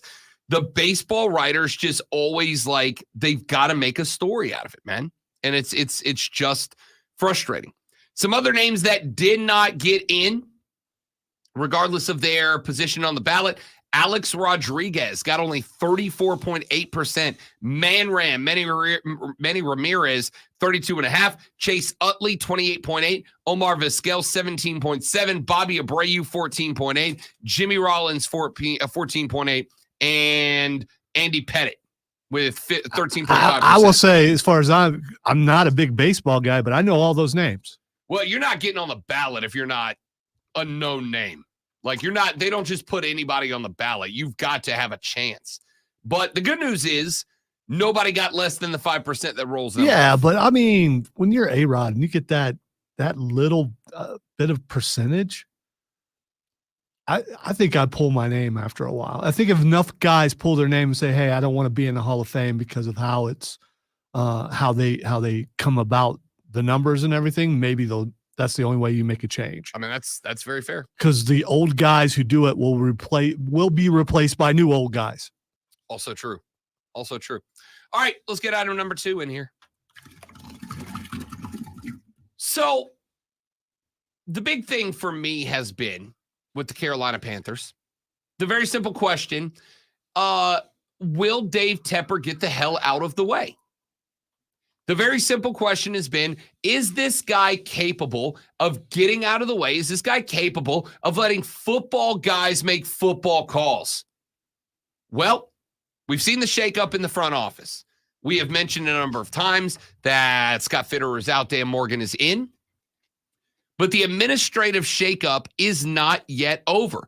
Carolina Panthers owner David Tepper has now removed Vice President of Football Administration Samir Suleiman from his office. He is no longer with the team. Suleiman's primary duties managing the salary cap and contract negotiations. They will replace someone into that office, and I'm assuming that Dan Morgan will have a say in who that is. Suleiman had been with the Panthers since 2020. He was amongst those that interviewed for Fitterer's job after the season. Instead of giving him the GM job, they gave him his walking papers not too long later. The Panthers could look to fill Suleiman's job from some of the candidates that were requested to interview for the GM position, which included Chiefs Vice President of Football Operations Brant Tillis, Giants Assistant GM Brandon Brown, Bucks Assistant GM Mike Greenberg, Eagles Assistant GM Alec Hallaby, Saints Assistant GM Kai Harley, Ravens VP of Football Administration Nick Mateo, Colts Assistant GM Ed Dodds, and Raiders Interim GM Champ Kelly. Suleiman initially served as Director of Player Negotiations and Salary Cap Manager, was promoted in 2022 to VP of Football Administration, which was more of an expansion of his role in the budgeting and finance function of the operation than it was an expansion of administrative duties. Either way, Zoe, I acknowledge that I am looking for reasons to be optimistic. I acknowledge that I am looking for reasons to believe next year will be different. This time they won't hurt me. But the fact that they're shaking up the front office and it's not just the GM spot, it's every spot. There are signs. There are signs that he might be getting out of the way. Yeah. Which, by the way, is the best thing you can hope for, man. Like, that is the best thing you can hope for. If Tep doesn't get out of the way, nothing changes. But the fact that he is shaking up this front office as much as he is, that's good news, man. That's good news. Item number 3. A top 10 team came to Columbia last night. That top 10 team is leaving with another L on their record. The number 6 ranked Kentucky Wildcats entered the game last night 14-3. They left 14-4 after the Gamecocks put a 79-62 beat down on UK. They held UK to 25 points in the first half. They gave up 37 in the second half to the Gamecocks, but they outscored the Wildcats 46-37 down that same stretch. Believe it or not, I did have this on, and it was really tight in the first half, and then they started pulling away in the second half, hitting threes, playing good D. I couldn't help but think at the end of the first half that Joel Embiid scored more points than both teams combined. I couldn't help but think that. Come on, you didn't think that? You didn't think that a little bit? Yeah, well, that's just like your opinion, man. Okay, it's like a statistical truth. That cut's going to get us flagged because I just heard what was in the background. I did too. Yeah. We're going to experiment. We're going to find out. Okay. All I think right. we're okay. All right. You're gonna get an email from Diesel, who apparently is the arbiter of that stuff. South Carolina came into this game as a 5.5-point dog. They were plus 195 on the money line upset. They get said money line upset. If you're a hardcore Gamecock fan and bet on your team to get the at-home upset after they went on the road and knocked off Arkansas last weekend, you all but doubled up your money last night. 20 points for Taylon Cooper. You also got 14 out of Michi Johnson. Now, it's not the biggest number he has ever put up, but Michi hit. I don't know if you watched the very end of that game, Lonzo. I just said I watched it, dude. I watched the whole thing, including the very end when they stormed the court, dude, which was ridiculous. Look, we'll come to that in a minute. The logo 3 that Michi popped with a minute or whatever it was left. Michi hit a 3 from the logo. It didn't, like, the strings didn't even move. That thing couldn't have gone any more dead center down the net than it did if you walked up and dropped it down. Incredible. But it was not the offense of South Carolina, which was a very good offense. And by the way, no, Joel Embiid did not score 79 like the Gamecocks did. All right. I said at the end of the first half. Oh, yeah. Both teams combined. But, I mean. Well, Joel had a whole 4 quarters. He did. No, you're right. So stop. You're right. I wonder if he had as much as either one of those teams at halftime. For his, I'm just curious. I mean, it was a great victory for South Carolina basketball. It's a huge victory. And I was waiting for, because this is the first game I had a chance to watch. I was waiting for the meltdown that Rob has told me about a couple of times, and it did not happen. It didn't happen. It did not. It didn't happen. And that's exactly where I was driving, man. Like, that's what I've seen this team. That's what I've seen this team be capable of, right? Like, this is what this team can do. I mean it. In terms of athleticism, they don't necessarily have the superstar caliber, but they've got athletic depth, and they've got the ability, when the head's in the game, to be a top-notch SEC program. Listen, I still think Alabama's better than them. I know they won this game. I still think Kentucky's better than them. But if South Carolina... They weren't last night. They weren't last night. If South Carolina does not stick its own head up its own rectum in pressure situations, this team is capable of playing high-pressure basketball and winning. And last night, they locked down Kentucky defensively. They took everything away. Kentucky shot 40% from the floor. They were 4 of 13 from the arc. And South Carolina gave up only 9 free throws the entire game. This team last night was defensively beyond adept. Like, beyond adept. That this was what I've been saying for 3 weeks. This team is capable of being, right? This team, and again, it's the best night they've had. No team is as good as their best night, and no team is as bad as their worst night. Last night was their best night. But if this team, if this Gamecock team can consistently be 80%, 85% of what they were last night, man, like, they can compete. They can make noise in the SEC tournament. They can enter the SEC tournament with single-digit losses. And if they do that, that's a tournament team, man. That's not just a tournament team, but that's a tournament team that's got a very good chance at having a single number in their seeding position. This is what I've been asking for. Slap the court, play defense, play physical. You know you cannot go into a scoring exhibition against Kentucky. So what's the best second option? Lock down, hold them to 40% or less, make your shots, get it done. That's exactly what happened last night. And what do you want me to say? Bang. That's what we're going for.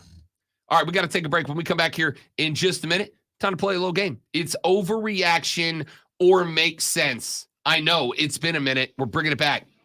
We took some of the biggest sports hot takes from around the social media sphere, and we will tell you whether they are, I know, creative overreactions or if they make perfect sense. I'm going to do that when we come back on the Rob Brown Show in the Fan Upstate. QC.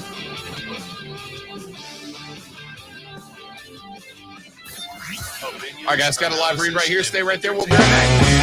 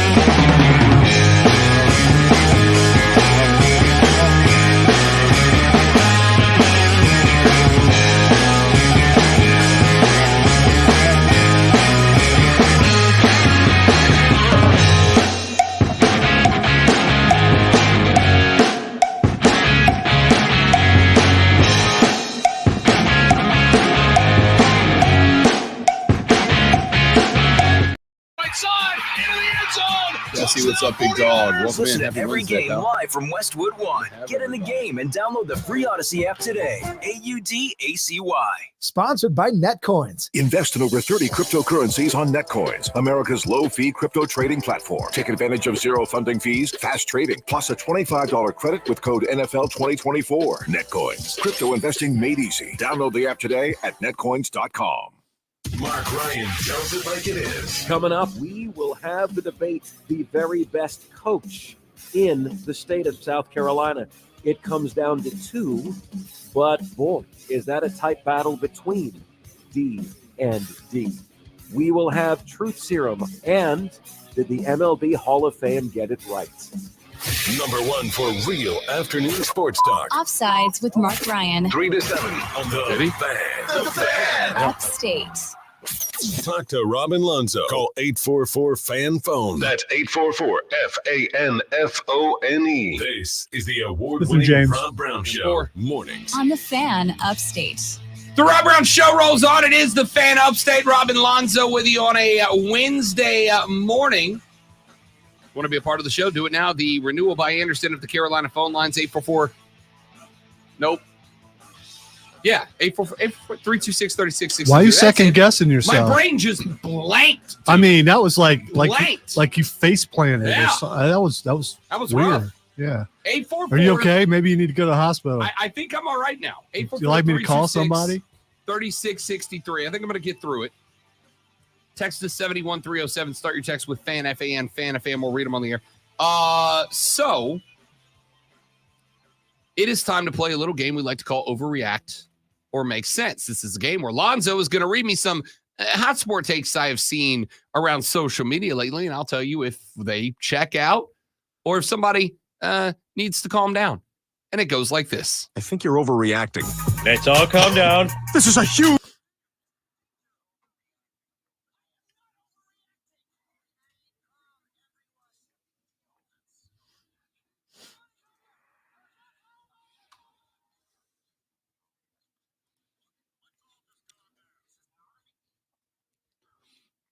All right, let us start with this. The Gamecock basketball team is SEC championship caliber. Honestly, you saw what they did last night at the house against the SEC's best in Kentucky.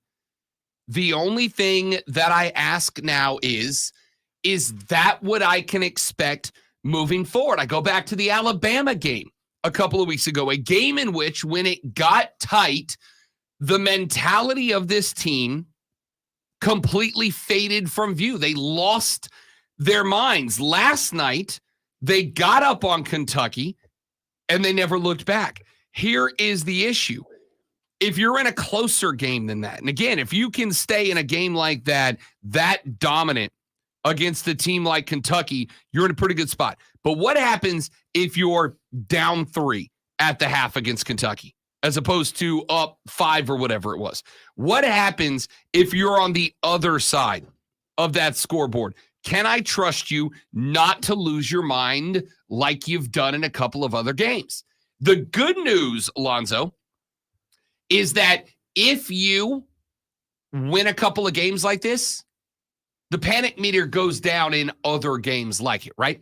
That Alabama game, that was the most difficult opponent they had played to date.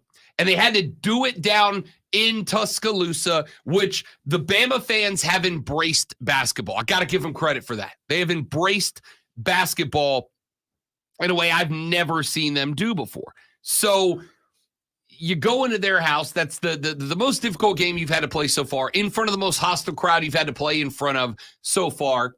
You melted down. Now that you've done this, yes, it was at home. No, it was not in front of a vicious crowd elsewhere. But if you can do that at home against that good of a team, yeah, you've got it in you to go be a very good basketball team. It's an uphill battle. I'm not saying they're going to be a favorite by any stretch of the imagination, but that team that played last night can compete with anybody. Yes. All right, next one, overreaction or makes sense. Jason Kelsey is an American man. It's the most makes sense we've ever made sense of. There are people out there who absolutely hate him as much as Taylor Swift now. I mean, they can all build a bridge and get the hell over it. All right.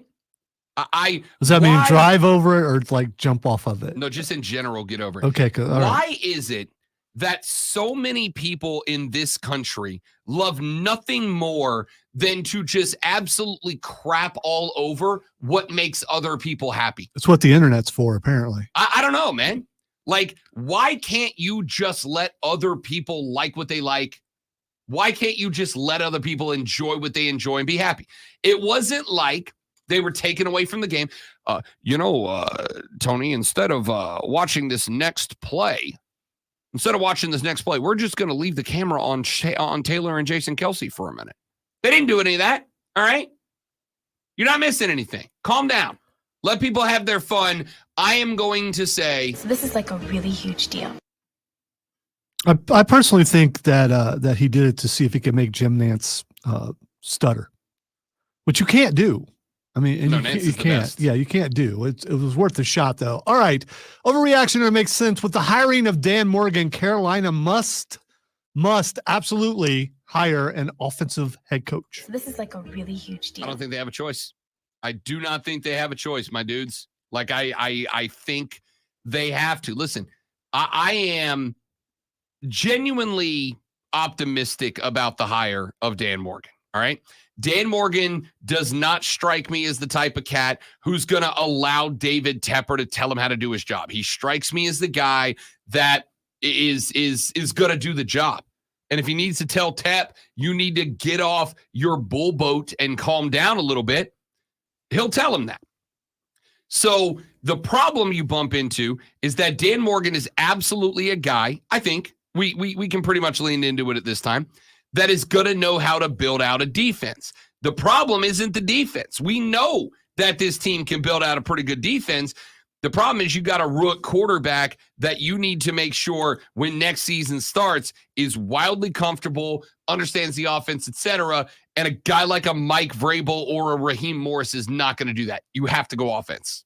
All right, I'm glad you said that. Overreaction or makes sense. The fact that Mike Vrabel his name has not been mentioned for any coaching jobs is proof that he's not a good coach. That is an overreaction. I would like to point out that Mike Vrabel at Tennessee had 4 successful seasons. And by successful, I mean went to the playoffs. 4 successful seasons. 2 of them were divisional championships. And then he got canned after back-to-back losing seasons. Now, they are bad back-to-back losing seasons. But look at the drama that Tennessee has gone through. Look at the A.J. Browns of the world that they lost over the last couple of years, and they lost because of bad management. Tennessee is a lot like the Carolina Panthers right now. And I think that needs to be pointed out. Mike Vrabel, it may not be next year, though I would not be shocked if it is. I think Washington is an interesting fit for him, considering how much they've leaned on defense with Ron Rivera the last couple of years.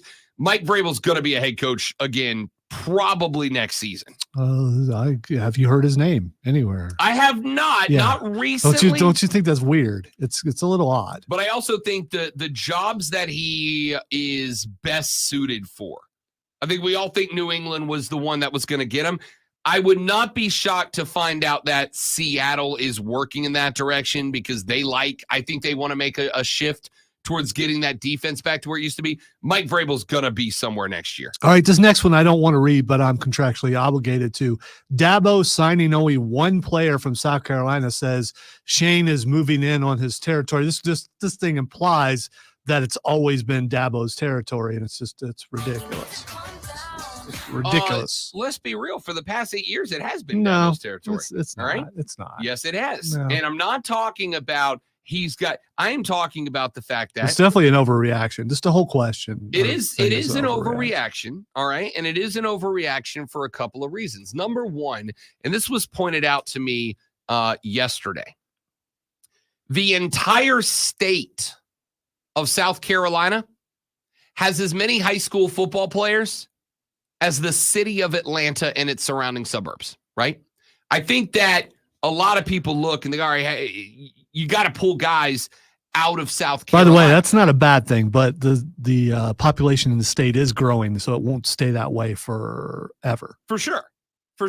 But it is still never going to, I mean, is it possible that one day the entire state of South Carolina has as many players as the Atlanta metro and its surrounding suburbs? I mean, maybe, but you're still talking about an entire state as populated as a single city out of Georgia, and that does not take into consideration the Valdosta's and the other kind of high school bastions like that. The reality here is, as much as South Carolina fans would like to see more South Carolina players on South Carolina rosters, which is very understandable, there is always going to be a little bit of a tint of that regional pride left in college football. You also have to consider the fact that kids out of South Carolina, not exclusively, but by and large, they grew up as fans of one team or the other. And if Shane and Dabo are both going to make an offer to a kid, aside from having the Georgias and the Tennessees and the Floridas, et cetera, that are also recruiting across the area, you're Dabo and you recruit a kid who grew up a Gamecock, the likelihood he's going to end up there, even if Shane didn't give him a scholarship, is not super high. It's not zero, but it's not super high. I saw yesterday somebody on Twitter point out that the 2024 class has one kid from South Carolina on it. It is the, I believe, second time since I don't know, Dabo got hired at Clemson in his early days that there were that few South Carolinian players on the roster. But the reality, guys, is this is a great state with great high school football. It does not, respectfully, compare to Texas, Florida, California, etc. And because of that, you don't have the quantity of quality to be able to pull that many guys. And you've got the rivalry with an in-state team that kind of changes the game. And you've got the portal to deal with, too. This is not a big deal. This is not something that Clemson fans need to panic about, even though I saw them doing just that on the internet yesterday. Yeah, panic. Don't panic. Don't panic. Don't panic. Calm down. All right. Overreaction or makes sense. A screaming ESPN talking head, I wonder who that could be, says without Debo, the 49ers cannot beat the Detroit Lions. Taylor's getting some run today. That's an overreaction. Is it going to be dramatically more difficult? You're damn right it is. That's how good he is. That's how versatile he is. It is going to be dramatically more difficult to beat Detroit without Debo. It is a lot easier if you are a defense to dial in on game manager Brock Purdy if he does not have Debo as an escape valve. But there's still plenty of talent over there. There's still McCaffrey. There's still Ayuk. There's still Kittle. There's still a ton. There is still, without Debo, more skill position talent than most NFL teams have across those three positions cumulatively. They absolutely can still win this game. In fact, now that the ring rust was knocked off last week, I think San Francisco's going to look a lot better. The question mark is not, can San Francisco beat Dallas without Debo? It is Detroit. Can Detroit match them tutty for tutty? And that's a tall task for anybody. You said Dallas, which was funny. Dallas can't match them for anything. That was really funny. All right, time for one more, I guess. Overreaction, it makes sense. Milwaukee firing Adrian Griffin proves players have way too much control in the NBA. That's going to be the narrative. The narrative is going to be that Aiden Griffin had lost the locker room, and Giannis didn't like him, and Dame didn't like him, and I'm going to tell you there's numbers to back this up. I know that a lot of you guys hate the analytic side of sports, the nerd side of sports, the number side of sports, but there were a bunch here. For instance, taking advantage of free throws. When Milwaukee shoots above their average number of free throws per game, they're 18-4. They are 500 when they shoot below their average. When Milwaukee includes a dribble handoff in an offense, this is how deep you can go with the stats. When Milwaukee includes a dribble handoff, that is effectively a player rolls off a screen and the screener kind of hands him the ball and then he drives. I know. They are the number 2 most efficient offense in the league. That means that Dame and Giannis have to be working a 1-2-man game, but go watch Milwaukee. They only do that about 40% of the time. It is the best offense they have, and they very rarely run it. There comes a point where you go, yeah, we're 30-13, but we could be above the Celtics, but we're not running our best stuff. We're actively avoiding our best stuff. And if you're actively avoiding your best stuff, even if you get to 30-13, you're still not a good coach. And that's what happened to Griffin. Let's take a break, come back, wrap up hour number 2 after this on the Rob Brown Show on the Fan Upstate. Smith. All right, guys, live read coming up right here. Y'all stay right there. We'll be right back. Your one-stop shop.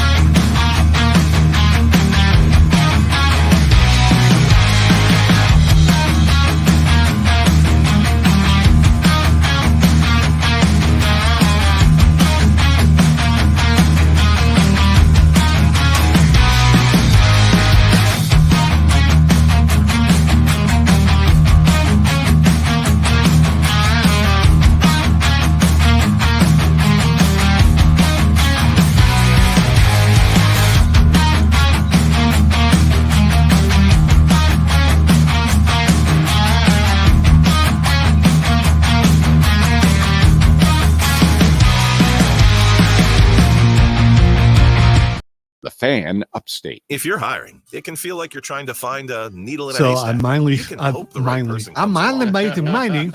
I finally made it to 1,000 episodes at ZipRecruiter.com of One Piece /radio. yesterday. In fact, How many ZipRecruiter are has there? helped a lot of business owners find their 1,091. like Marco, Yeah. president of operations And at still Telly going. Tires and Auto Centers. Because Telly Tires So I'm has grown closing a lot in the last few on years, finally Marco catching needed up. to hire everyone from a receptionist We to don't a watch store it every manager day, to a head so mechanic. I did. I probably would have got there a lot quicker. All the right people, even the most difficult jobs to fill. ZipRecruiter helps me keep my business running. Take it from Last couple Marco episodes, and they've went millions of straight other up kung fu businesses movie, who've used ZipRecruiter. like samurai movies, ZipRecruiter can help because you they're in find a samurai the needle in place the haystack. with all the See, cuts like 4 and out of everything. 5 Has employers been who very post a great. job on ZipRecruiter get a quality candidate within the first day. And right now, You can think, find ZipRecruiter other for than free. wrestling, That's has there been free 1,000 at episodes of Raw? Probably. ZipRecruiter.com/radio. That's ZipRecruiter.com. Okay, so other than wrestling, is there anything that ZipRecruiter.com/radio. you've watched that many episodes? ZipRecruiter.com/radio. Not even close. How many episodes were in The Office? Smartest way to hire. Not 200. has a plan to get your tax refund fast with a buck here, buck there, here a buck, there a buck, everywhere a buck. You don't have to wait weeks Oh, for there your were. There tax were refund. 201. Get money sooner with a no-fee refund advance loan at Jackson Hewitt. On this loan, there's a money today guarantee. 201 episodes of The Office. Don't settle for 208 chicken. episodes Get of How I fast Met Your bucks at Mother. Jackson Hewitt today. No-fee refund advance loans by Republic Bank offer to What eligible other clients. series Money have today I guarantee if watched? approved for a loan on a Start to prepaid card. Details at jacksonhewitt.com. Your guide to the gridiron, the maestro of the matchups and the keeper of all things cool in the sports Oh, world. Smallville was This on for is 10 the years Rob and only Brown had Show. 217 episodes. I thought it Lonzo's was here more. too. This is the Fan Upstate from the Ingalls Market Studio. I does reverse. The All right. Fan. Upstate. 3,600 97.7 FM episodes of Greenville. it. 97.1 FM Smart. 16,400 episodes. From the Free Odyssey app. CBS Sports Radio.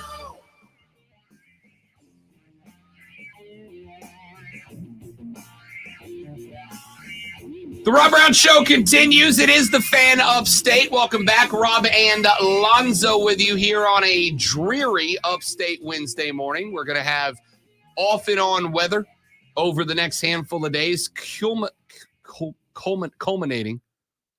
I thought you were going for cumulative, but Culminating in a few inches of rain across most of the Upstate coming up on Sunday morning. So enjoy it. If and when you got it. We'll see how it goes. Going to be nasty over the weekend, though. That's too bad. It's a good go home and, throw something on the TV while listen to the rain and fall asleep. That's true. That's my plan today. I'm not mad about that at all. I'm not. My plan today is I have got a meeting right after the show today and then some work. And then I will be on color for Furman basketball this evening. Which is awesome. By the way, I'll be here for like 3 or 4 more hours. It's not like I'm leaving after the show. Who does Furman have tonight? Furman is on the road at Wofford. The rivalry game, baby. And you can hear that right here on the Fan Upstate. Yep, Tom Van Noy on play-by-play. I'll be filling in on color. Pregame starts 6:30, tip off somewhere around 7. So yeah, boy. Yes, boy. I cannot wait. Have you worked with Tom before? I have not worked with Tom before, Okay. as a matter of fact. The contrast of voices is going to be very interesting Dramatic. because Tom is smooth and kind of low key, Yep. and you're not. Yep. I'm interested to see. Ordinary, like I'm a play-by-play guy. I'm usually the front man, right? Tonight I get to play the color role, which is interesting. And I'm excited about it. I'm excited about it because the role of color obviously is to know ball. And obviously I know ball.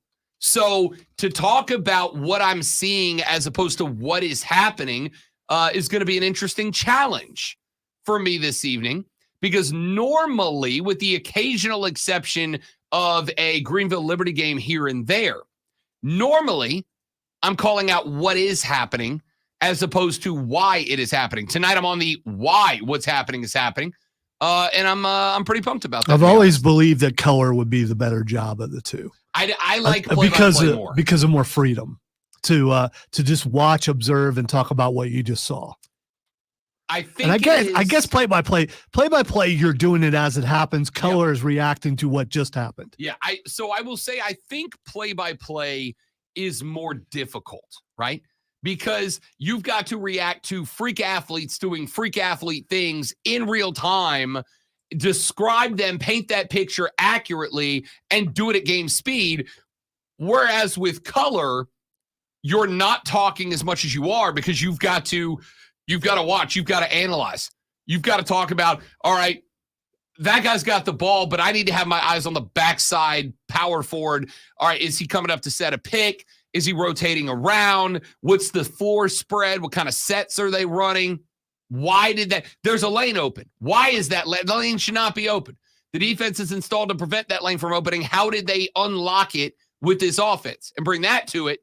But, and this is where the challenge for color comes in for me, you've got to do it during a stop or a pause in the action, but know when to get out of the way to let the play-by-play jump back in, right? And that can be tough. So it's going to be fun. It's going to be interesting. I'm looking forward to it. I've met Tom a number of times. Spectacular dude, man. He's just a good dude, and I'm looking forward to being on the call with him tonight. So we are going to have some fun. Going to have some fun on the Furman game tonight. All right, coming up in the next hour of the radio broadcast, got a few more things that I want to get to on the show. We will talk some MLB Hall of Fame. They got it right on the 3 guys who got in. But I got 2 guys that I think definitively should have, and a third that I don't know, but I'm going to make an argument about. The NFL has announced their officiating crew for the Super Bowl. I am absolutely going to utilize that as an opportunity to once again complain about the worst missed call in the history of the National Football League. Yes, it is about me. Shut up. You're the only one who still is doing that. No, I'm not. In all of humanity. Nope. Not even close. And Mel Kiper Jr. has put out his first mock draft of the offseason. Wow. Early, isn't it? Not really. There's only 4 teams still standing, man. Everybody else is in draft mode. So we'll take a look at that and see who he thinks the Carolina Panthers are going to pick with the number 1 over. Oh, wait. That's my bad. That's my bad. Yeah, no, that would be the Chicago Bears. Thank you, Tepper. We'll do all of that coming up in the next hour. Now, ladies and gentlemen, the number 1 overall pick in your heart is Lonzo. Keep me there. Keep me close. I'll keep you warm. A top 10 team came to Columbia and left with a loss as the South Carolina Gamecocks knocked off number 6 Kentucky last night, 79-62. Talon Cooper led all scorers with 20 points, and Meech Johnson chipped in 14, including a 3 from the logo that put the game away. The Gamecocks shot 48% from the floor and 45% from deep and held Kentucky to below 40% shooting and 31% on the defensive end. South Carolina is now 16-3, 4th in the conference, and hosts Missouri this weekend. The NFL has announced a Super Bowl officiating assignment. Bill Vinovich will serve as head referee. Vinovich, who, according to Rob Brown, and you'll hear more about later, led the team that famously cost the Saints a Super Bowl trip. Tune in tonight at 6:30 as the Furman men's basketball team takes on Sanford right here on your home for Paladins basketball, the Fan Upstate.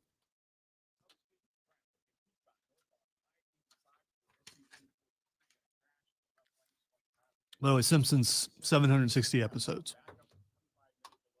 So that's a bunch.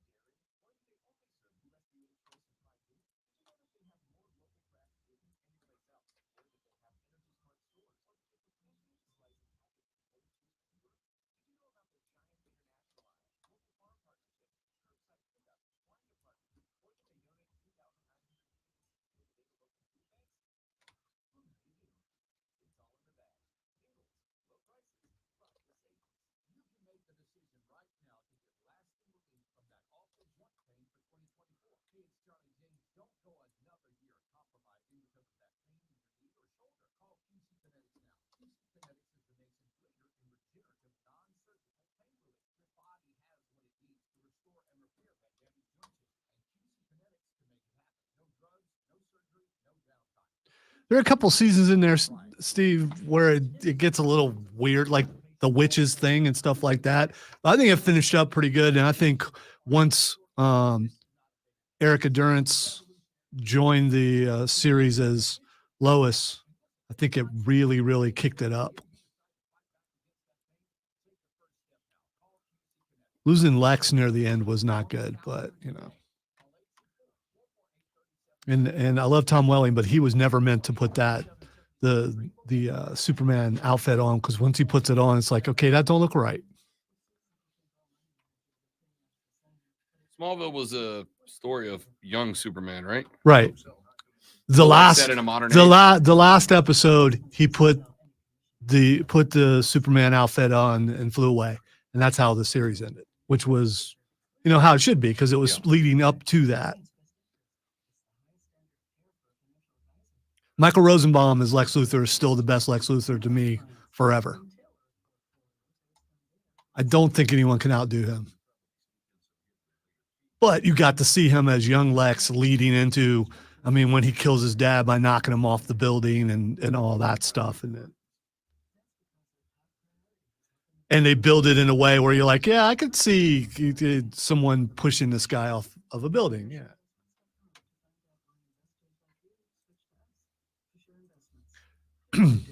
Rosenbaum and Tom Welling are doing a thing, which I watched some of it, where they're going through episode by episode for the entire 10 years, and they're breaking it down. 10 years. Yeah, and they bring in guests or people that were on the show and stuff like that. It's pretty cool.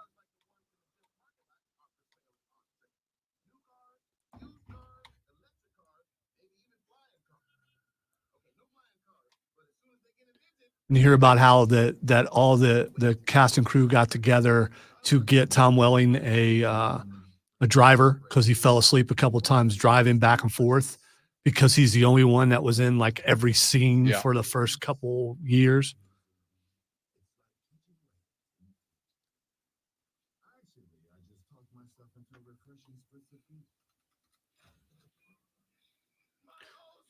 Not only is Rosenbaum the best Lex Luthor, he's also the best animated Flash, I think. His voice, he was in a ton of voice of, yeah, that's right. Okay. He's also in 2 Guardians of the Galaxy, maybe 3. That crystal looking dude in the background. Yeah, okay. That's him.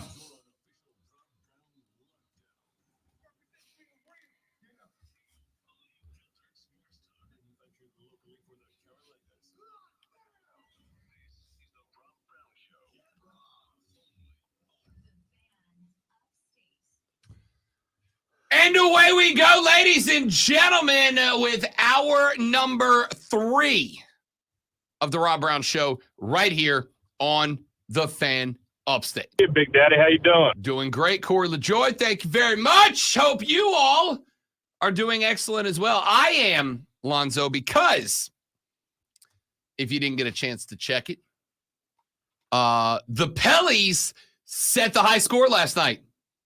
They broke it. They broke the game last night. It counts, but I pushed that button. No, you're good. I'm going to let that. No. You didn't say anything. That's the game. I did. Oh. I did. I said which is, it's a letter and a word, but it's enough for it to count. That's 2. I saw the highlight of Zion nearly knocking himself out on the backboard. Yeah, I saw that. Off the dope oop where he almost hit his head not on the like high on the glass. Ridiculous. Pelicans put up So, one. I don't know about you. It happens to me all the time. Yeah, for sure. Yeah. For sure. What, when you had the tiny tot rack in here, maybe? That's just that's stumbling. Like, oops. 153, 124. CJ McCollum leading the way with 33 points last night as the Pelicans put a $153 on the board. Isn't it nice? The South Carolina fans feel me right now. Isn't it nice when your team does something? I'm not talking about win. I'm talking about when they do something. Like when they have a moment that you're like, damn. You stopped my college basketball crack by throwing South Carolina in there because you knew it was coming. You just like I really thwarted me. I should be used to it now. I'm not. That's a lot of points, man. 153. 153 points put up last night by the Pellies we own the Jazz, man. I got to tell you, I don't believe in karma except with this. All right. When the New Orleans Jazz moved to Salt Lake City and kept the name Jazz, it is the most non-appropriate name in all of sports. Honestly. There's no Jazz in Utah. I've been there. There's just not any. I think it's illegal in Utah. Give us the name back. All right. It might be because, Smoky Halls at night. And I don't think you do that smoke in Utah. in Utah. Yeah. It's just like, I don't know. Can't have jazz. Can't have fun. Can't have dancing. Can't do that. We own the Jazz and did again last night. 22 from Herb, 33 from CJ, 17 from Zion, 18 from BI. Heck, even Jonas got in on it with 17. And you had 2 players off the bench. Larry Nance Jr. and Trey Murphy III had 12 and 14 respectively. Dude, isn't it nice every now and then for your team to do something? I'm not talking about win. I'm talking about have a moment. Have a moment that you're like, oh, yeah, this is why I love sports. This is why. See, I can't say anything because my teams do that all the time, and I know how that sounds. But so I'm just gonna be quiet.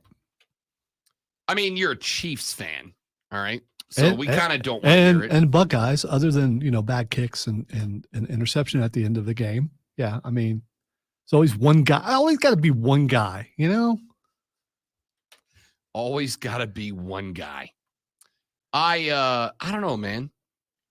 I think that ultimately, do you do the chest out thing? That's my boys right there. My guys did that. Dude, yeah. Let me put it this way. I had this game on the small screen last night because there were a couple of the games that were on that I was watching as well. I had this game on the small screen last night, and I quite literally just took a picture of the score ticker on the bottom and started blasting it to all my NBA buddies. Isn't that like a faux pas for people your age or younger to do that, to take screenshots? I thought that's only what old people did. That's what I've been told. No, that's what I've been told. That's not a screenshot, dude. I literally pointed my camera at the computer. You can see the keyboard down there. Right. Yeah. I mean, you took a picture of yeah. Dude, look, it is what it is, man. I'm glad. I'm happy for you. I am happy. I'm also for you happy too. for South Carolina's own Zion Williamson. I don't know why he's still in New Orleans when he could go to New York, but other than that, You're not wrong. You're just an. I pulled some Big Lebowski quotes today. That one felt that I wasn't going to use that except in the most opportune moments, but then you had to say that. You had to say that. By the Lonzo way, A. Smith. I think we know that I was being sarcastic. It still makes me mad. Yeah, I know, which is why I did it. So I'm going to be lost with some of those quotes because I still haven't watched that movie. So You'll hate it. You'll hate it. Don't care. It's still a great movie. You're trying to do that thing where you're telling me I'm going to hate something because you believe I'm a contrarian, and then I'll watch it and love it, and then we both could love it. That's what you're trying to do. I think you'll hate it because it is wildly vulgar, sexual, grotesque, over the top. And stoners, right?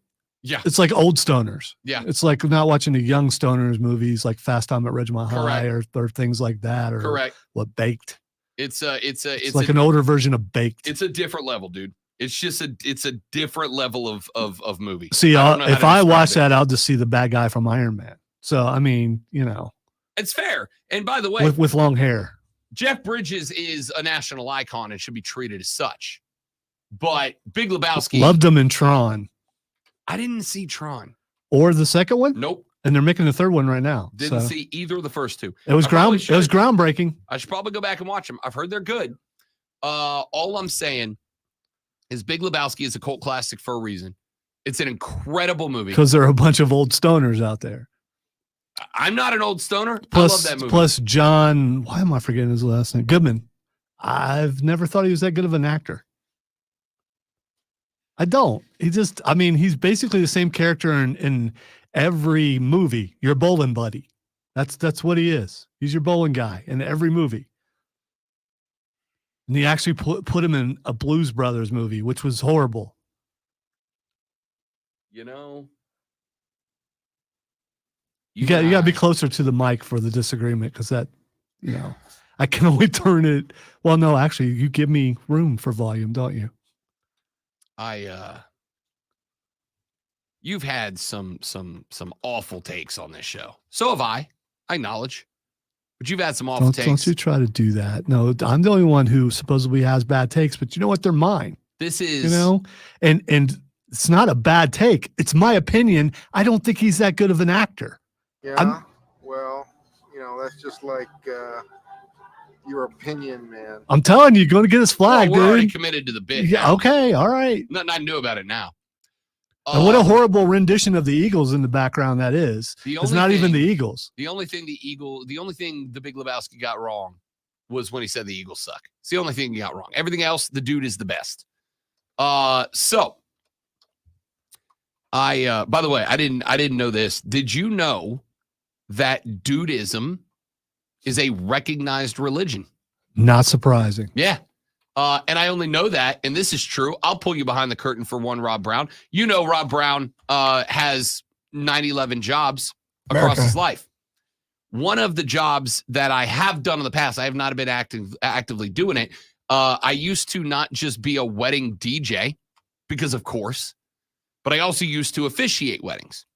And in Florida, and I'm sure it's true here too as well, but in Florida, you have to be ordained, but there are a bunch of different religions you can be ordained in. And so in order to remember where you are, that's all I'm saying. It's fine. It is what it is. All right.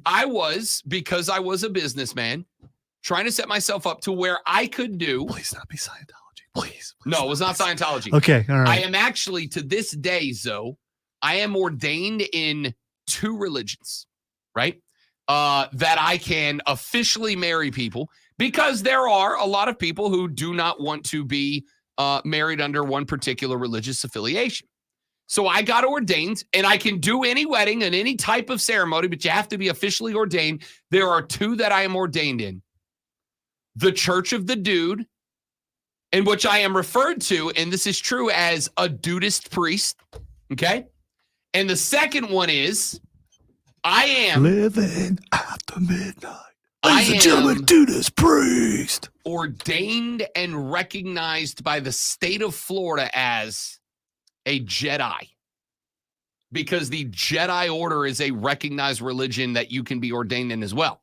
And so in order to marry my best friend Jeremy, who is a big Star Wars dork, I picked up a second ordination as a member of the Jedi, and was able to, at his wedding when he got married, say, in the name of the great state of Florida, and in the power vested in me by the state of Florida, and under the name of the Jedi Order, I now pronounce you man and wife. And it was the best moment of his wedding. It was great. It was great. Were you wearing Jedi robes? No. Because I would think if you, the ordination of the Jedi, you'd have to wear a Jedi robe, wouldn't you? His wife, who is a lovely young lady who I adore, said, if you want to have a Jedi reference to make it official, I'm good with that. But no, Rob is not wearing a full Obi-Wan Kenobi costume. We tried. Big fight I'm having right now. We're getting married in St. Augustine on the beach. And like 6 of my friends were like, we're coming as pirates. I was like, no, you're not, dude. You're not. And you're not. You're just not. You can come to the reception as a pirate. You have my full authority to do that. What a buzzkill. I know. So does this directive come from you or from somewhere else? No, this is from me. This is from me. I'm taking that part of it somewhat seriously. I take everything else in my life as a joke. I'm taking that part somewhat seriously. Piratism is not really a joke, but what if they are from the Church of Pirates? They believe in the code. Guidelines. Hey, Bill Vinovich is officiating the Super Bowl this year. Yeah, I try to do everything I can to keep us away from this, but I failed. Wait, stop. Wait, no, I just forgot. We got to go back to this John Goodman thing. What are you talking about? What are you talking about? There aren't actors out there that you like that other people say, no, they're not any good. There's a lot of them. But John Goodman. He's not a good actor. What are you talking about, man? He also ruined Frosty the Snowman 2. I mean, there's just a lot of things where he's just not really that good. The only believable role he ever did was as Roseanne's husband. Okay. First off, he was spectacular as Walter in The Big Lebowski. All right. I'll take your word for it. Did you see 10 Cloverfield Lane? He was horrifying. He was terrifying in that movie. No, because there was no way that they could.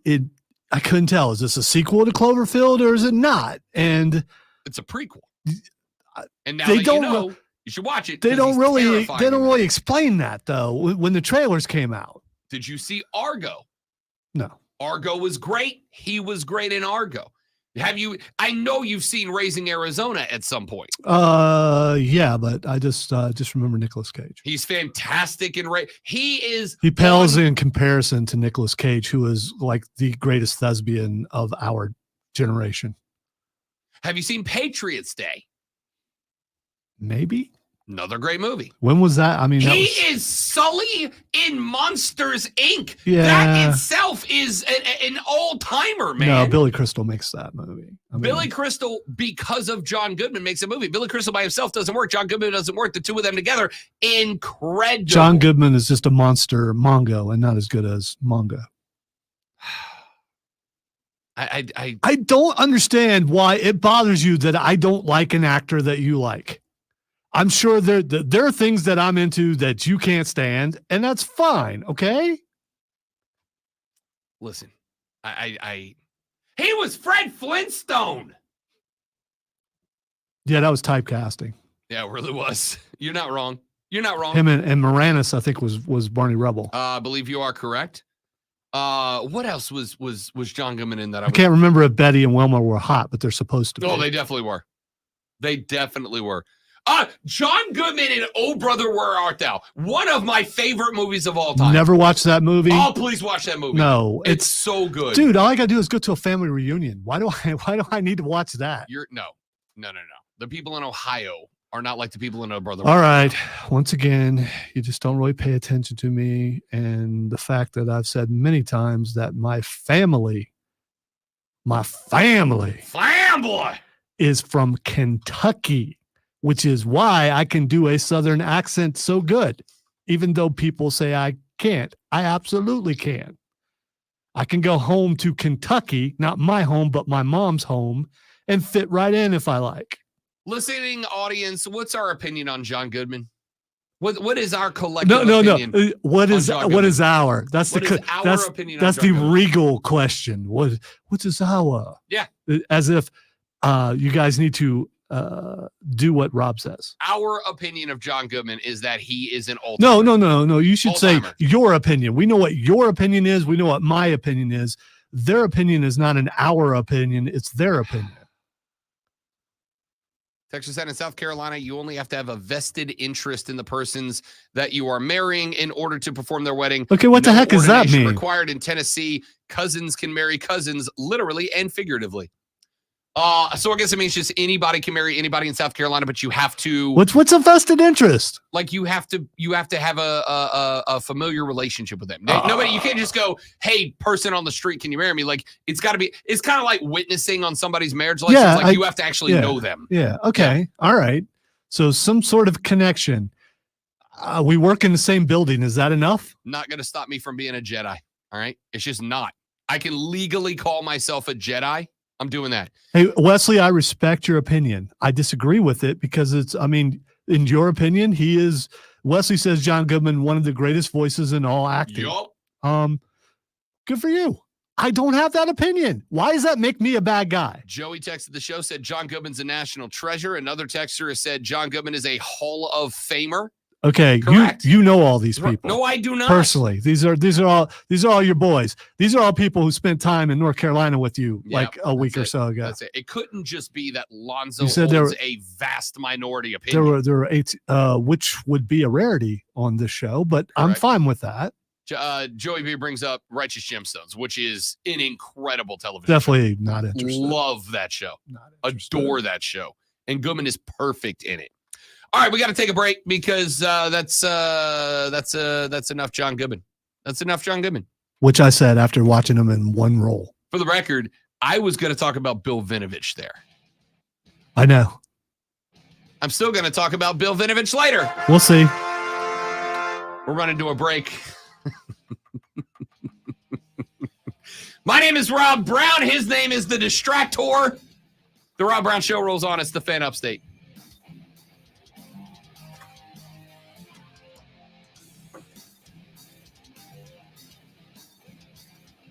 Not distraction, it's manipulation. There's totally different things. Although you can, well, I guess they are the same thing. Why? It's always that same break, and there is no command in between, and I'm pushing the button once. It's got to be some sort of hidden thing. I don't know why that's doing it. This time I didn't walk away, though, so that helps.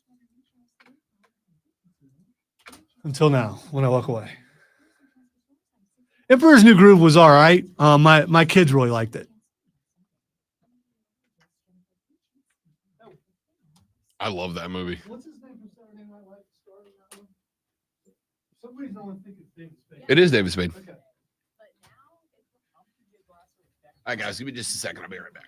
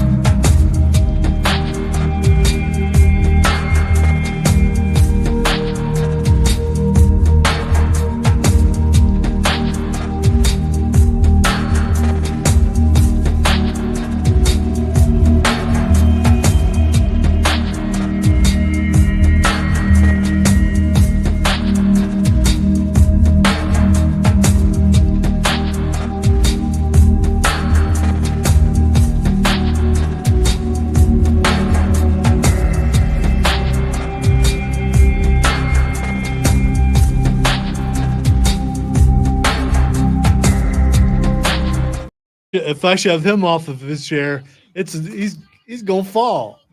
I'm just gonna take a step. It's a height difference there. You guys had your you can't take me yet, son moment. That's been happening once Okay. he started in wrestling. There were times where I go, you gotta stop because I'm gonna get hurt. It's more a matter of injuries and stuff. And I was riddled with gout during his formative sporting years. Doesn't mean I didn't, try to mix it up a little bit.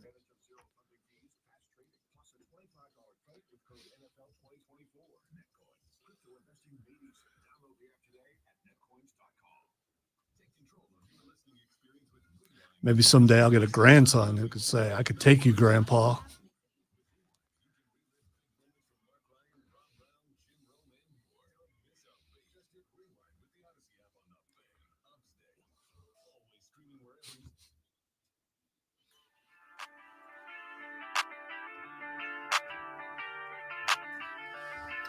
The Rob Brown Show carries on. It is the Fan Upstate, Rob and Lonzo. This is an opinion I've seen popping up the last couple of days. That is, frankly, a little shocking to me. I have now seen a couple of names with this take. It started with one television talking head for whom I respect the hustle, but am not a fan. And now I will add a name to the mix that I will mention. All right, real quick. Hustle as in His fooling ability- everybody, or his ability to create a character that I think is disingenuous, but that sells him on television. so it was the hustle part that I was thinking. It wasn't that he's a motivating, Correct. go-getting kind of guy. He's like pulling the wool over everyone's eyes, that type of thing. Correct. Sounds like my entire radio career. I will now add another name to the list. This one I will name. It is former Indianapolis Colts legend, Jeff Saturday. I like Jeff Saturday. You mean the former coach of the Indianapolis That's Colts? the guy. That's what I said. When I said Indianapolis Colts legend, I meant as a head coach, obviously. Jeff Saturday knows ball. I like Jeff Saturday a lot. I think Jeff Saturday is one of the better studio analysts they have on TV right now. What's your problem with Jeff Saturday? He's like someone at the developmental center for WWE who hasn't learned how to do a good promo yet. And you watch them and you know they're never going to be able to talk like everybody else. It's just too much. I'm reading what's written in front of me. I would think this guy, if we were having because I'm an expert on small talk, I would think that if we were sitting around somewhere like having some wings or something, he'd be quiet. I don't think so. I like Jeff Saturday. I think Jeff does a good job. I just think Jeff Saturday, maybe He's got killer looking eyes though. Good great for hair him. too. Yeah, Real good yeah. hair. I think Jeff Saturday just refuses to, at least to me, refuses to enter the hot take market. And I appreciate that.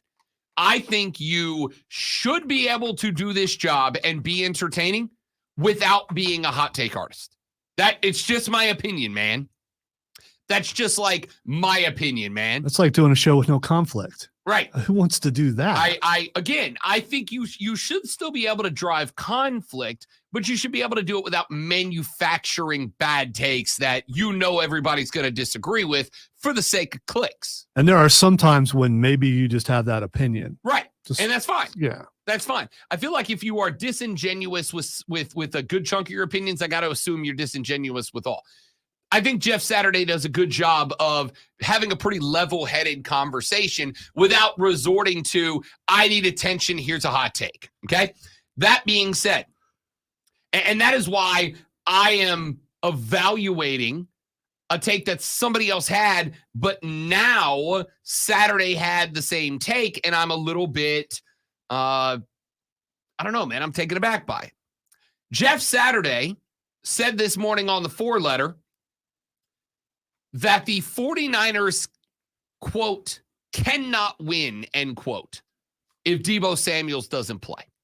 If Deebo doesn't go, then San Francisco cannot win. And I find that really interesting, right? Because they just won without him. He had 2 catches in that game against Green Bay before he left with the shoulder injury. An aggravation of a previous injury, though, again, if you missed the news earlier this week, it is not a fracture. So he has, according to Kyle Shanahan, a 50-50 chance of playing this weekend when the 49ers host Detroit on Sunday. So, with that being said, Deebo is without question, I think, the most important part of that offense. It is not Brock Purdy. It's not Christian McCaffrey, although I do think Christian McCaffrey is the best player on that offense. The reason Deebo is important, but was not really ever considered in the MVP race, is because he has what I have always called and referred to as the Reggie Bush factor, right? That is the ability to change the shape of and change the actions of a defense without the football. There were folks who said Reggie Bush was a disappointment in the NFL. He was not. As somebody who watched him every week of his career in New Orleans, he was not. Reggie Bush was the cat that you sent out to the flat or you sent out on a wheel route, even though you never had the intention of getting him the football, but because he pulled the defense that way. He changed the shape of the defense in your favor just by being a threat. And if they stopped changing the shape of the defense to match Reggie Bush, you went to Reggie Bush. That's Deebo. You can put him anywhere on the field. Put him as an out wide receiver, put him in a slot wide receiver, put him off as a wing back, put him in the backfield with McCaffrey, without McCaffrey. There's really not a spot on the field that you can't put Christian McCaffrey, Deebo Samuel, and not know that he's going to have an impact on the football game, with or without the football. That being said, is there a team in the National Football League that if I said Deebo out of the mix, McCaffrey at running back, Ayuk at wide receiver, Kittle at tight end, is there another team in the National Football League that can match those three positions player by player? I don't think there is, right? I am taking Deebo out of the equation. Brandon Ayuk, George Kittle, Christian McCaffrey. Wide receiver, tight end, running back. Is there a team in the league that can match that? I would say the closest is probably Kansas City with the breakout of Isaiah Pacheco and with Travis Kelce. But what wide receiver are you putting out there? Rashee Rice has come on lately. Rashee Rice, yeah. Rashee Rice has come on lately, but Rashee is not a home run threat. Well, a few years ago, there was no question who you would have put in. 100%. It'd have been Tyreek. And if Tyreek was in Kansas City, I would say Kansas City matches San Francisco position by position. But Kansas City does not have a deep threat wide receiver that Brandon Ayuk can be. Ayuk is, to me, a more valuable. Rashee Rice is a menace, and I love him for it. But he's not Brandon Ayuk yet. He might be, but he's not there yet. This is where I hit the spot where I'm telling Brock Purdy, I do not want you to. I do not need you to. In fact, I demand that you do not try to go out there and win this game. You remember how a few weeks ago Cam Newton called you a game manager and everybody got mad, and then you inserted yourself into the NFL's MVP race? Remember how about 6 weeks ago you were actually the Vegas odds-on favorite to be the most valuable player? You're not. You're not. You're not. You are a very important player. But what I need you to do is I need you to play the game in a way that everybody who is healthy and playing, Kittle, McCaffrey, Ayuk, and the rest of the backups, have the opportunity to make up the yardage that we have lost with Deebo Samuel on the sideline. That's what I need right now. I need you not to go out there and be a Hall of Famer. I don't need you to go be Steve Young. I don't need you to go be Tom Brady. I don't need you to be Mahomes or Jackson or Allen or any of these other elite quarterbacks. I need you to distribute the ball intelligently and efficiently. That's it. I need you to find the open guy and get him the football and nothing else. I don't need you trying to throw into windows. I don't need you trying to make elite throws. I don't need you to do anything special. And the problem I think you bumped into with San Francisco that you saw last week against Green Bay without Deebo out there is I think San Francisco got to a point. I think San Francisco got to a point where they started to believe the hype, right? I think Brock Purdy got to a point where he started to believe the hype. I'm not saying the guy's a bad quarterback. I'm saying he is not up in that top tier, this guy wins you the Super Bowl level. I think he's a guy who can get you to and give you a chance to win it. But I think he's a guy you surround with playmakers and they win the Super Bowl with him, not the other way around. This is the spot where I need you to be a game manager, and that's it. That's it. If they try to play this like Brock Purdy is the NFL's most valuable player, then they're going to be in trouble. Because now without Debo out there, you're not pulling the defense out of a shape, right? If they decide they want to go cover two single or cover two safety, if they want to go single high and shade him over to Brandon Ayuk and everybody else plays a base formation defense and you try to win matchups, you're in good shape, right? The way you're going to beat that is by having an escape valve everywhere. McCaffrey out of the backfield, Kittle pulling down the seam, Ayuk playing the X. That's it. And then it's up to Brock Purdy to find the right guy that's open on any given play. When Debo's out there, he's pulling defenses towards him. He's got a gravitational effect on the defense. And it creates pockets that might not otherwise be there elsewhere. But without Debo out there, if he is, by the way, he's not for sure not going to play. He's 50-50. I don't think we're going to know until game day. He may go all the way up till game time decision.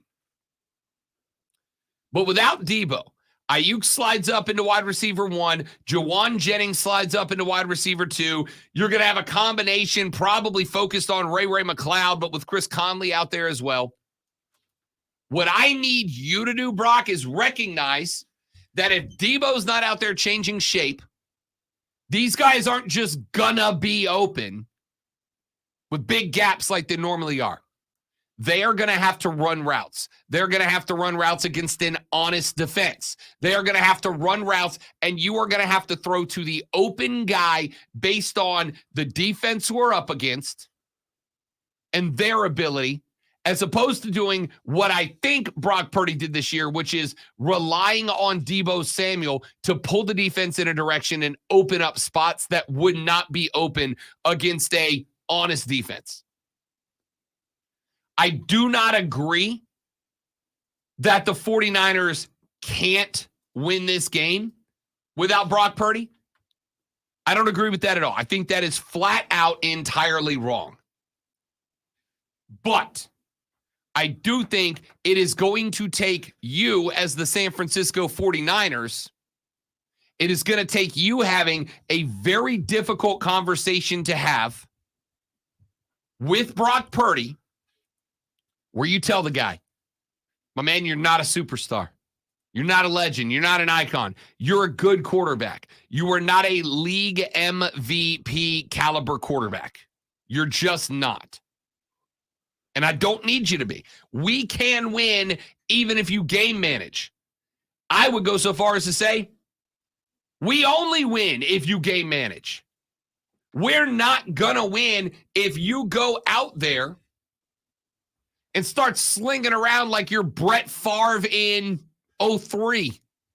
That's not going to get it done. What's going to get it done is you throwing correct reads, correct, accurate passes, and don't try to force it. I don't need you to try to go deep ball.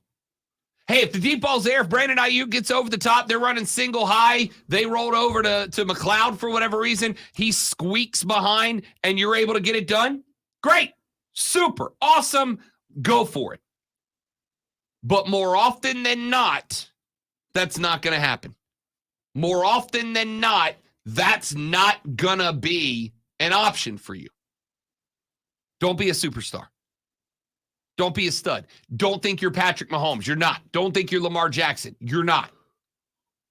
Play the game. Dumb it down. Don't be a stud. Because without Debo, this is going to be a very different game start to finish. And you know with Dan Campbell, they're going to want to bite your kneecaps. So don't let them. Just play good football. That's it. Lonzo, can the 49ers win without Debo Samuel? Absolutely. Yeah, me too. I think so.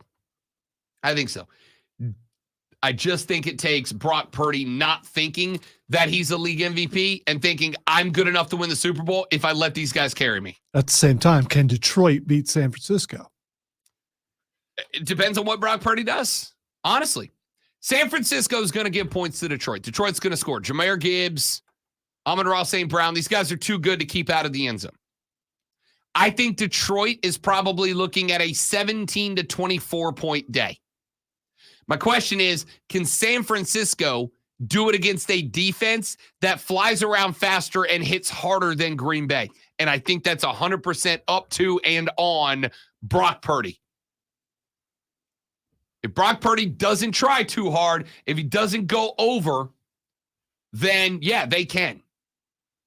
This game, I think, will not be predicated on Detroit. It's predicated on San Francisco. What can San Francisco do without Deebo Samuel? And I think that comes down to Brock Purdy. Texter said, Rob, my mom used to say, if you have to force it, it's probably... That's good advice for Brock Purdy. Yeah, I agree. If you are looking at a route developing and you're going, I'm going to have to force this ball in there, don't. The problem you bump into, though, is you had Deebo for so long that Brock's developed that habit now, right? He's developed that habit of with Deebo on one side and Ayuk on the other, there's not a lot of shots that he has to force, right? There's not a lot of shots that he has to make a stellar throw. And there's going to be this weekend. There's going to be spots he's got to force. So the question mark is, does he overdo it? Or does he take the efficient, smart throw versus the big game playmaker throw? Be a game manager, dude. You're a game manager. Texter said, everybody wants a Tay-Tay v. Eminem Super Bowl. I mean, I think it'd be entertaining as hell. Let's take a break. Come back. We'll wrap up hour number 3. Jump into hour number 4 next. Rob Lonzo and you. The Rob Brown Show rules on. It is the Fan Upstate. Smith. All right, guys. One more live reading. We're coming back. Don't go anywhere.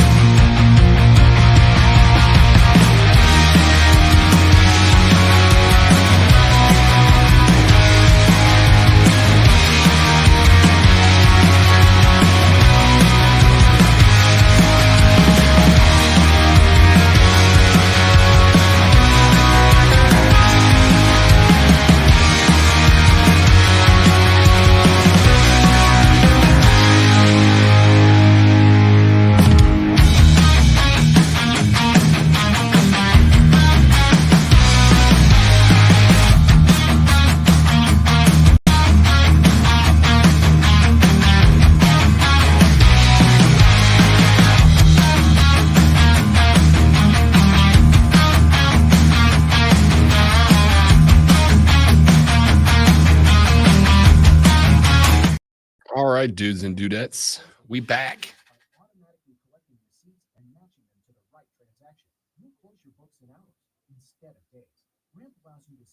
According to Sports Illustrated, Troy Aikman didn't book a vacation because he assumed the Cowboys would be in the NFC Championship game.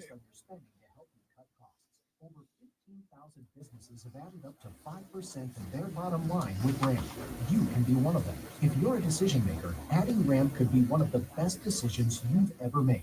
And now get $250 when you join Ramp. Just go to ramp.com/free. Ramp.com/free. RAMP.com/free. Kelly Blue Book is the one-stop shop for pricing, fixing, selling. Kevin is going to join us at 9 o'clock straight up. In studio or no, on the stream? Okay. I thought maybe he was actually here in the building, but not everyone does that. Come to the office? Yeah. Why?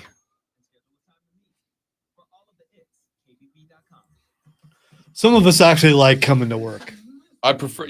I've gone back and forth from how long we were at the house for what, a year, almost over a year actually. Stop with this we stuff.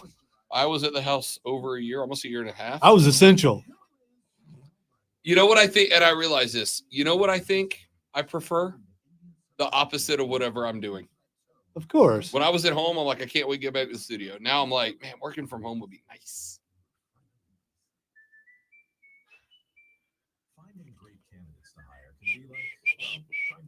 Yeah, but you don't get to come here and have wonderful conversation. It's in better the to be hallway in the studio. office. And, if I don't come to work, I don't have interaction with anybody. So, except for my immediate family, and only some of those.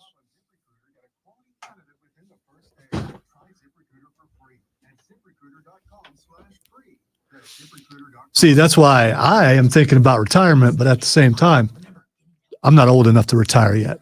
I'm old enough to think about it, though. What would I do? And you also never know when forced retirement's going to come along. Forced retirement could come along. You're retired now. Yeah, at least you're retired from here.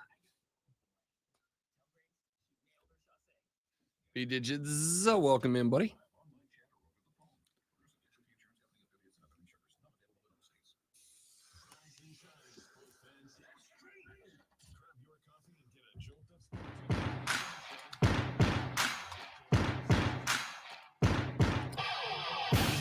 Here's the good news, Alonzo. If and you don't, I don't, we don't, but if you were to make a mistake, like an egregious mistake on the air, right? Like an awful mistake, like an unforgivable mistake, to the point that you were told you're retired now. We are retiring you. You've had a good run. Thanks for being here. Goodbye. The good news is, though, that you could become a National Football League referee because there's no repercussions for mistakes in that industry. Bill Vinovich is going to be officiating the Super Bowl. Now, you may go, Rob, who's Bill Vinovich? And I'm glad that you asked. I really am. It's definitely not what I would go, but anyway. If you ask who Bill Vinovich is and why I care about this, it's very simple. It's very, very simple. Bill Vinovich is the guy who was the officiating chief for the worst missed call in the history of the National Football League. Bill Vinovich was the head official when the New Orleans Saints took an L to the Rams in an NFC Championship game at home, because Courtney Roby got nailed 3 feet before the ball got there. Who did? The wide receiver for the New Orleans Saints, Dude. who got hit by the DB for the LA Rams, their first year in LA. You know, the year that Rodgers' pet project, his baby of getting a team back in LA happened. And then shockingly, they just happened to get the worst missed call of all time and sent to a Super Bowl that year. Stunning, I know. What's above a colonel? Is there anything above a colonel? Because you keep calling me Colonel Grudge, but you're worse than me. Because you will not let this go. Above a colonel is lieutenant colonel. Okay. than right. major, and major grudge is more than fair. Okay. Because that's exactly what it is. Major grudge. So one guy makes a mistake that bothers you and you cannot forgive them. Lonzo, making a mistake is one thing. Then Rob was trying to come up with an analogy that would apply to me, but since I'm so weird, he couldn't come up with one. I had to slow my roll because otherwise the button was going to come into play. Ooh. Okay. Ooh. There's making a mistake, and then there's making a choice to do bad. Making a mistake is when you do something bad and it was like, oh man. So Billy didn't like your team, and he purposefully held on to that flag just to make all Saints fans suffer. I'll tell you what I said on Twitter the other day. Because every single year on that day, my timeline is flooded with videos of that not call. Here's what I'll say. That was the day that I stopped popping off on dudes when they say, I absolutely think the NFL influences games. I can't prove they do or don't, right? And you are adamant about, oh yeah, well who did it? Who did it? Who said it? Who did all that kind of stuff? You can't prove it, but so you're speculating. Correct. I acknowledge that, but I also acknowledge that Roger Goodell made it a point for many years to get a team back in LA. He was not quiet about that. And then he got one, and then that happens, and it just so happens that the team that he got back to LA benefits from that call to go to the dance. Now, I'm not saying. I think you are saying, and I think you can find reasons to make your opinion work because you're unhappy with a guy making a mistake. No, that's not a mistake. That's a choice. That's a choice. So If I Roger walked called over down there- and said, yo, Billy, it's time. If I walked over there and slapped you in the face and then went, my bad, Zoe, that was a mistake. No, that's a choice that I made. All right, I'm not going to try to kill the bit or something. If I'm looking, you're not smacking me in the face. I'm quick, son. I'm fast. And I am a lot faster than you think. I'm fast. I'm real fast. Real fast. Point here is that is not Why would anyone want to slap me? That's weird.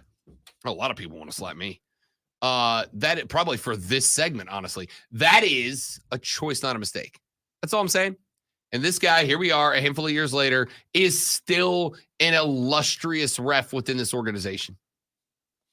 Okay, cool. I just wanted to point it out. I believe it was Don Henley That's all. who had a song called Forgiveness.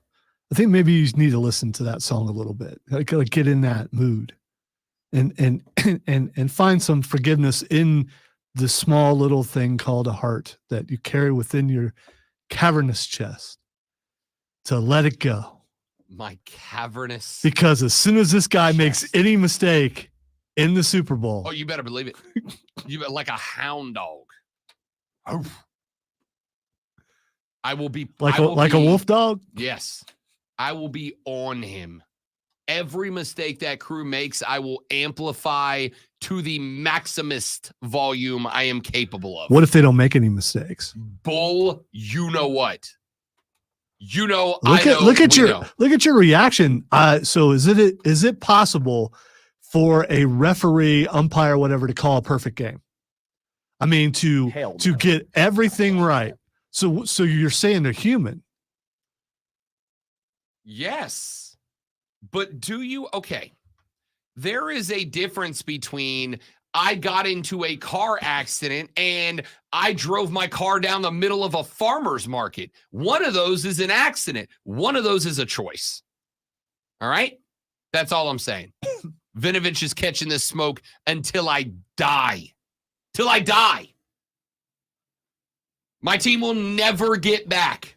We're done. We're cooked. We had a run. He's quite a bit older than you, I think. So he's probably going to be gone before you. Don't care. If you both live Don't long care. lives. Don't care. He'll get it after that, too.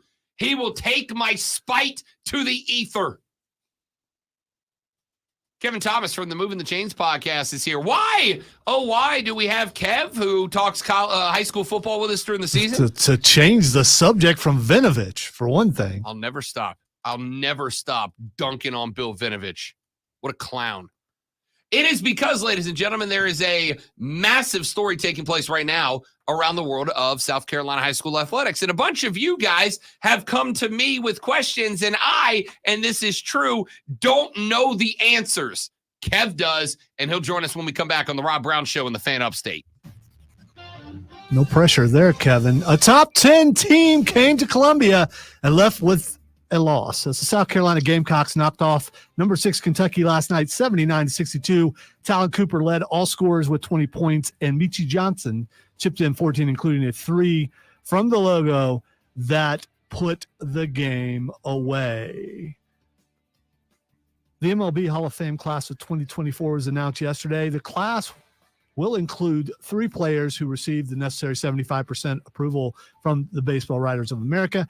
Adrian Beltre, John Maurer, and Todd Helton were all inducted. The NFL playoffs continue this Sunday as the Chiefs take on the Ravens at 2 and the 49ers take on the Lions at 6:30 right here on your home for the NFL, the playoffs, and the Super Bowl. The Fan, Upstate.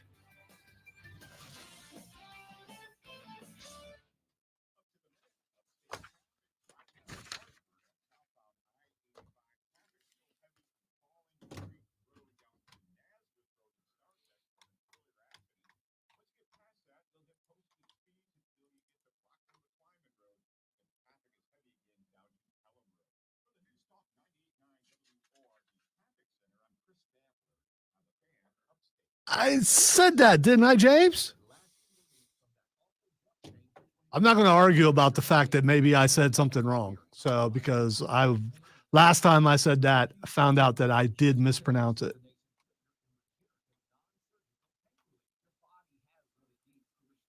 Just want to also say that if you keep pointing out mistakes that I may have made, the boss will see that and they'll just, and I will be canceled. I'll be gone. I'll be retired. My incompetence will be front and center. I will no longer be on the radio. I'll be at home, tearfully looking out the window, wondering where my career went wrong. Oh, yeah. I said Joe Mauer wrong. Wow. I thought Clemson was going to cost me my career. I was going to say something about them, and the powers that be were going to get rid of me. But no, it was baseball. You guys are mean. Why do you hate me, James? I'm assuming that you're saying I said something wrong. Maybe you just put the guy's name down that you couldn't believe that he just, I don't know. But if he is not Joe, and I don't know that, it's because I'm not a baseball fan, and it's because I didn't write the story. I have to trim it down because it's like 3 paragraphs long, but because Rob is still writing for TV.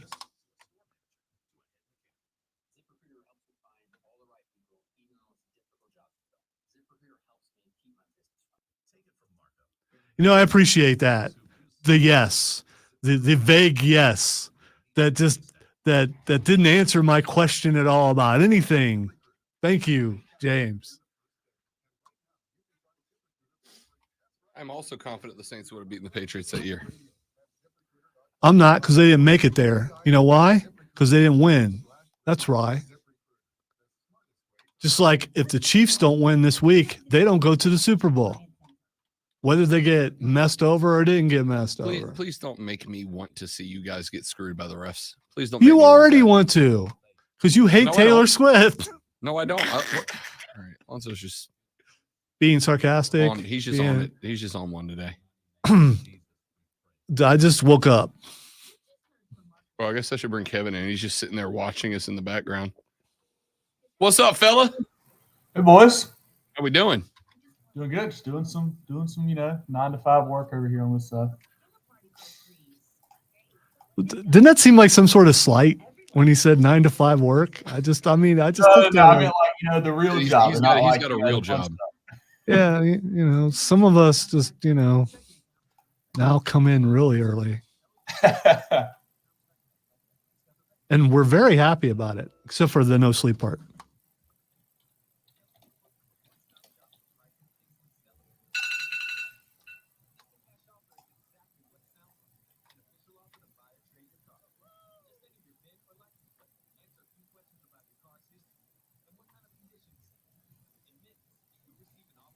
Kevin, are you a John Goodman fan? Do you think he's a good actor? Because I don't, and apparently I'm like the only one.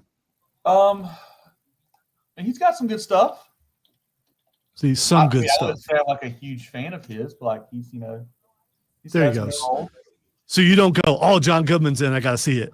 Right, yeah. It's not like must Okay. see. All right, yeah, all right. not a must see film for me, I would say. You said he's bad. He's not a good actor, in my opinion. My opinion is the only one that matters to me. We know. No, it was bad. I had to fix it.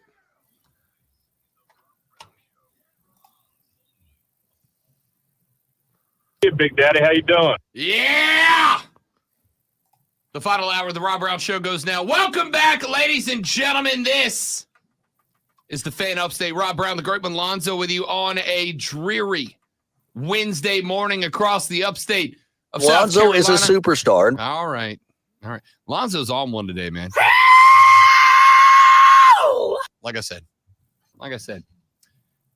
We got a lot more football to get to, but joining us now here on the Rob Brown Show in the Fan Upstate and live on the stream, by the way, which of course you can watch by going to facebook.com/thefan-upstate by searching the Fan Upstate and subscribing on YouTube, or the Rob Brown Show on Twitch, is from the Moving the Chains podcast. He joins us all high school football season long to talk, well, high school football. Now he joins us to still talk high school football, but kind of something different. Kevin Thomas from Moving the Chains is here. What's up, big dog? Rob, great to talk to you, man. Football never sleeps, as they say, and I guess that's kind of trickled down to the high school level now too. It seems like, as we have started saying on this show, Kev, ain't no off season, man. Very true. Ain't no off Very season. true. So we've been getting a lot of questions about this new transfer rule that has started this conversation across South Carolina. The rule being, at its core, and I will have you add on the intricacies where you can, at its core, if a kid transfers into your school from outside of your school zone, that kid counts as 3 towards your classification level. Can you kind of give us some of the nuance to what the conversation is about the rule itself? Yeah, so it's not even necessarily transfers in. It's more if they go to your school but live in another zone currently. So if a kid, wants to go from Greenville to Spartanburg and they actually move to Spartanburg School District and live in that zone, they count as one kid. But if that kid somehow, gets a waiver or whatever to go from, say, Greenville High School to Malden High School, they live outside of Malden's attendance zone, they get counted as 3 people there. So what you see is a lot of these, the charter schools that have different attendance zones than normal schools. A private school, they have a lot of kids outside of their attendance zone going to their school. Obviously, their numbers get bumped up, and they get bumped up 1, 2, even 3 classifications in a couple of cases. So really interesting to see how the numbers are shaking out now, because it's not just, the numbers aren't just all for your bodies anymore. It's all for your bodies and this multiplier. So a lot of change and a lot of new stuff coming to the realignment here for this next cycle. So what would you say so far as we've gone through this appeals process where schools have been able to appeal? Are they appealing individual kids? Like, is this a case-by-case basis these schools are appealing? A lot of times it is. Some schools, like the private schools, with them not having a traditional attendance zone because they're not, included in the regular high school league stuff. The high school league kind of arbitrarily gives them an attendance zone of where their school is, but it's not necessarily based off of them. So they'll see a lot of out-of-zone kids coming to them just because it's not, their zone, which has really been weird for them. We saw another couple schools appealing due to, travel time for potential regions. Like they don't want to be making 100-mile round trips, every week. So we've seen some of that come through. It really depends on what your school is as far as what the situation is and why you're appealing. Kevin Thomas from the Moving the Chains podcast joining us here on the Rob Brown Show and the Fan Upstate. What is just your opinion on this rule? I was talking with one of our callers about it earlier this week, and I said, it kind of feels like one of those situations where the path to hell is laid with good intentions, or whatever that phrase is. I'm an idiot. What do you know? It kind of feels like on the surface, it was a thought out attempt to try to stop talent from conglomerating at certain schools in an area. What was your thought on it when you first heard the news about this realignment policy? I felt like, and I think most people agree, that something had to be done because we had gotten to a spot, especially in 1A, where a certain group of schools were winning basically all the championships across all sports. And a couple of those were private schools, a couple of those were charter schools, whatever. So that's why they kind of had some extra talent, people were saying. The problem that I have is with the actual rule they put in place. I mean, there's no qualifiers to this. There's no, any kind of special circumstances to this. And I know South Carolina, like they just wanted to get something done. So I feel like they just kind of put this in kind of hastily, kind of rushed to this 3 times multiplier without having any, trial and error, any background, maybe taking a small step of doing a 2-time multiplier instead of a 3, something like that. They kind of went all in, and you're seeing some repercussions now, good and bad. It's just interesting to me. My thought, Rob, is that you should add a qualifier to it. I think it should really be a multiplier on the athletes. If a kid comes to your school because you've got a great fine arts program, you've got a great STEM program, why are they counting as 3 kids for your numbers? Because they're not going to be an athlete sometimes. You should really, check and see, I think, more in depth before you add on some of these qualifiers. And I think that would actually be a better option. But, we've got this process now for at least 2 years, and I guess maybe hopefully we can revise and kind of, tweak it and go from there. And that was kind of my thought was, I when I was growing up, when I was in high school down in Florida, we had one school that was in one of the smaller towns in the area, but the coach there was cranking out D1 recruits. And so we had guys from all over our county all ending up at this school to get the opportunity to play for this guy and get that scholarship. And so you ended up with this school playing in a small town, but it got bumped up multiple divisions. It just kind of threw the whole competition scale off countywide. And do you think that has been a problem around Greenville County and around the area that brought this into play? Not necessarily Greenville, I would say, because as you know, in Greenville, we've got a lot of big 4A, 5A schools that still do really well. Maybe not Greenville County, but especially when you get into Spartanburg County side. But it's really more the lower classifications. I mean, really, like I said, 1A and 2A were the ones that were really seeing the ramifications of this, where a few schools, I mean, it's Christchurch, Southside Christian, St. Joseph's, Gray Collegiate, Oceanside Collegiate.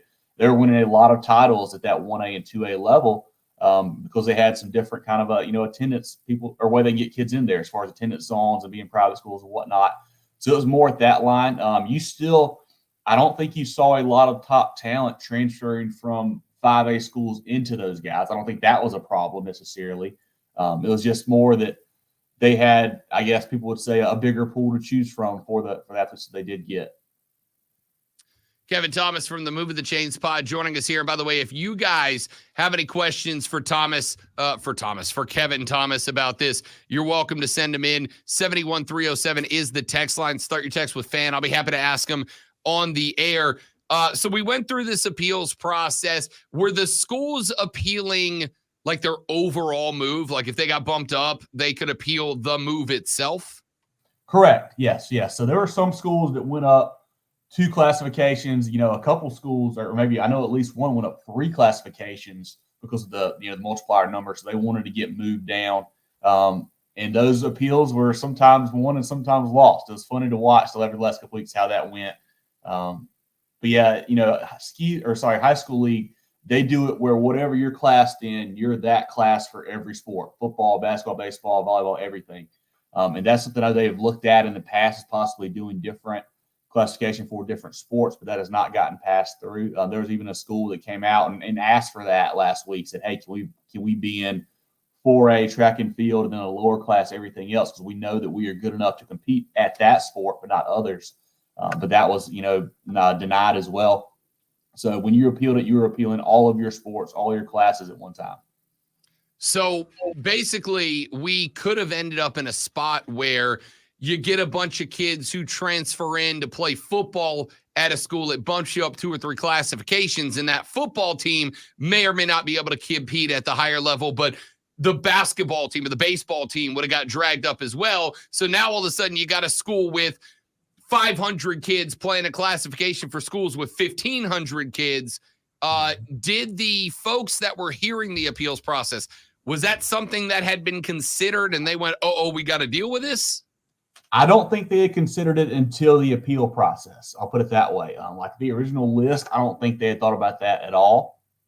During the appeals, you heard some schools say, hey, we're going to have to fold up some of our JV teams to make enough teams to have a roster at a varsity level to compete, week in, week out at football or basketball or baseball or soccer, one of the contact sports like that. So that was something that was certainly brought up by a lot of schools. It seemed like the appeals panel had some understanding of that, I guess, once that came out.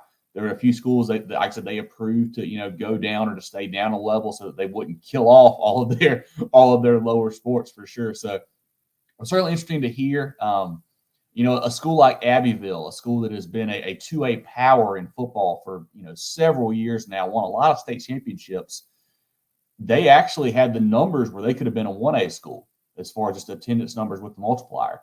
But yet they were originally put in a 2A class.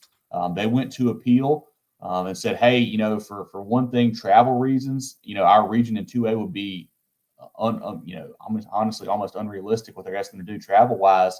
A lot more schools 1A around them. They came back and said also, obviously, we're really good at football usually. We're not great at other sports already. Like, we don't want our kids to get punished because we have one good program and have to step in 2A.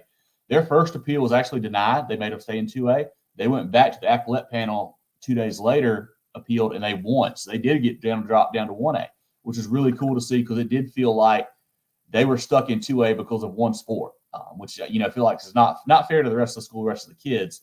So that was one that was a very interesting appeal that wasn't necessarily from a charter or private school. It was more a public school, traditional public school, but they kind of worked out hopefully for them in the end. Talk to me a little about the impact on this whole process because of charter schools. Obviously, we're seeing private schools and seeing those numbers bump up, but they are community specific more than they're not. Was this impacted by that? Was this created because of that?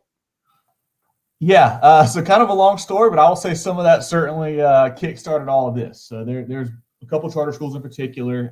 Gray Collegiate is one in Columbia, the West Columbia area. Oceanside Collegiate is one down near the coast in Charleston area that have really gotten a lot of flack the last couple of years because they've been pretty good at a lot of sports. This season, some of the schools in Gray Collegiate's region, actually all of them, banded together and decided not to play Gray in football. So basically forfeited every game, gave Gray the region championship. That kind of got the wheels in motion for part of this. Obviously, it had been something to talk about for a while, but I think that really kind of kickstarted even more. That they've got to do something about just competitive balance in general. So with that, a lot of these guys moved up one or two classes. Gray went from 2A to 4A. Oceanside is now 3A. So that certainly pushed things along a little bit, you could say. Kevin Thomas moving the chains, joining us here on the Rob Brown Show and the Fan Upstate. So you were watching this appeals process play out, kind of following it from a distance. Now that we have gotten through this portion of it, what was your reaction to it? Were there any schools in particular that the results of their appeals surprised you, disappointed you, excited you? Was there anything that really jumped out about the appeals process portion of this? I would say that the way that the private schools kind of got handled was really surprising to me. Christ Church right away was jumped up from 1A to 4A. I mean, that's a 3-class jump. That is really hard to swallow there. The other ones like a Bishop England down in Charleston, St. Joseph's up here, of course, Southside Christian in Greenville as well. They went from 1A to 3A. Basically, all of those guys wanted to appeal. The only one successful was Christ Church. They got moved from 4A to 3A, so they only had a 2-class jump.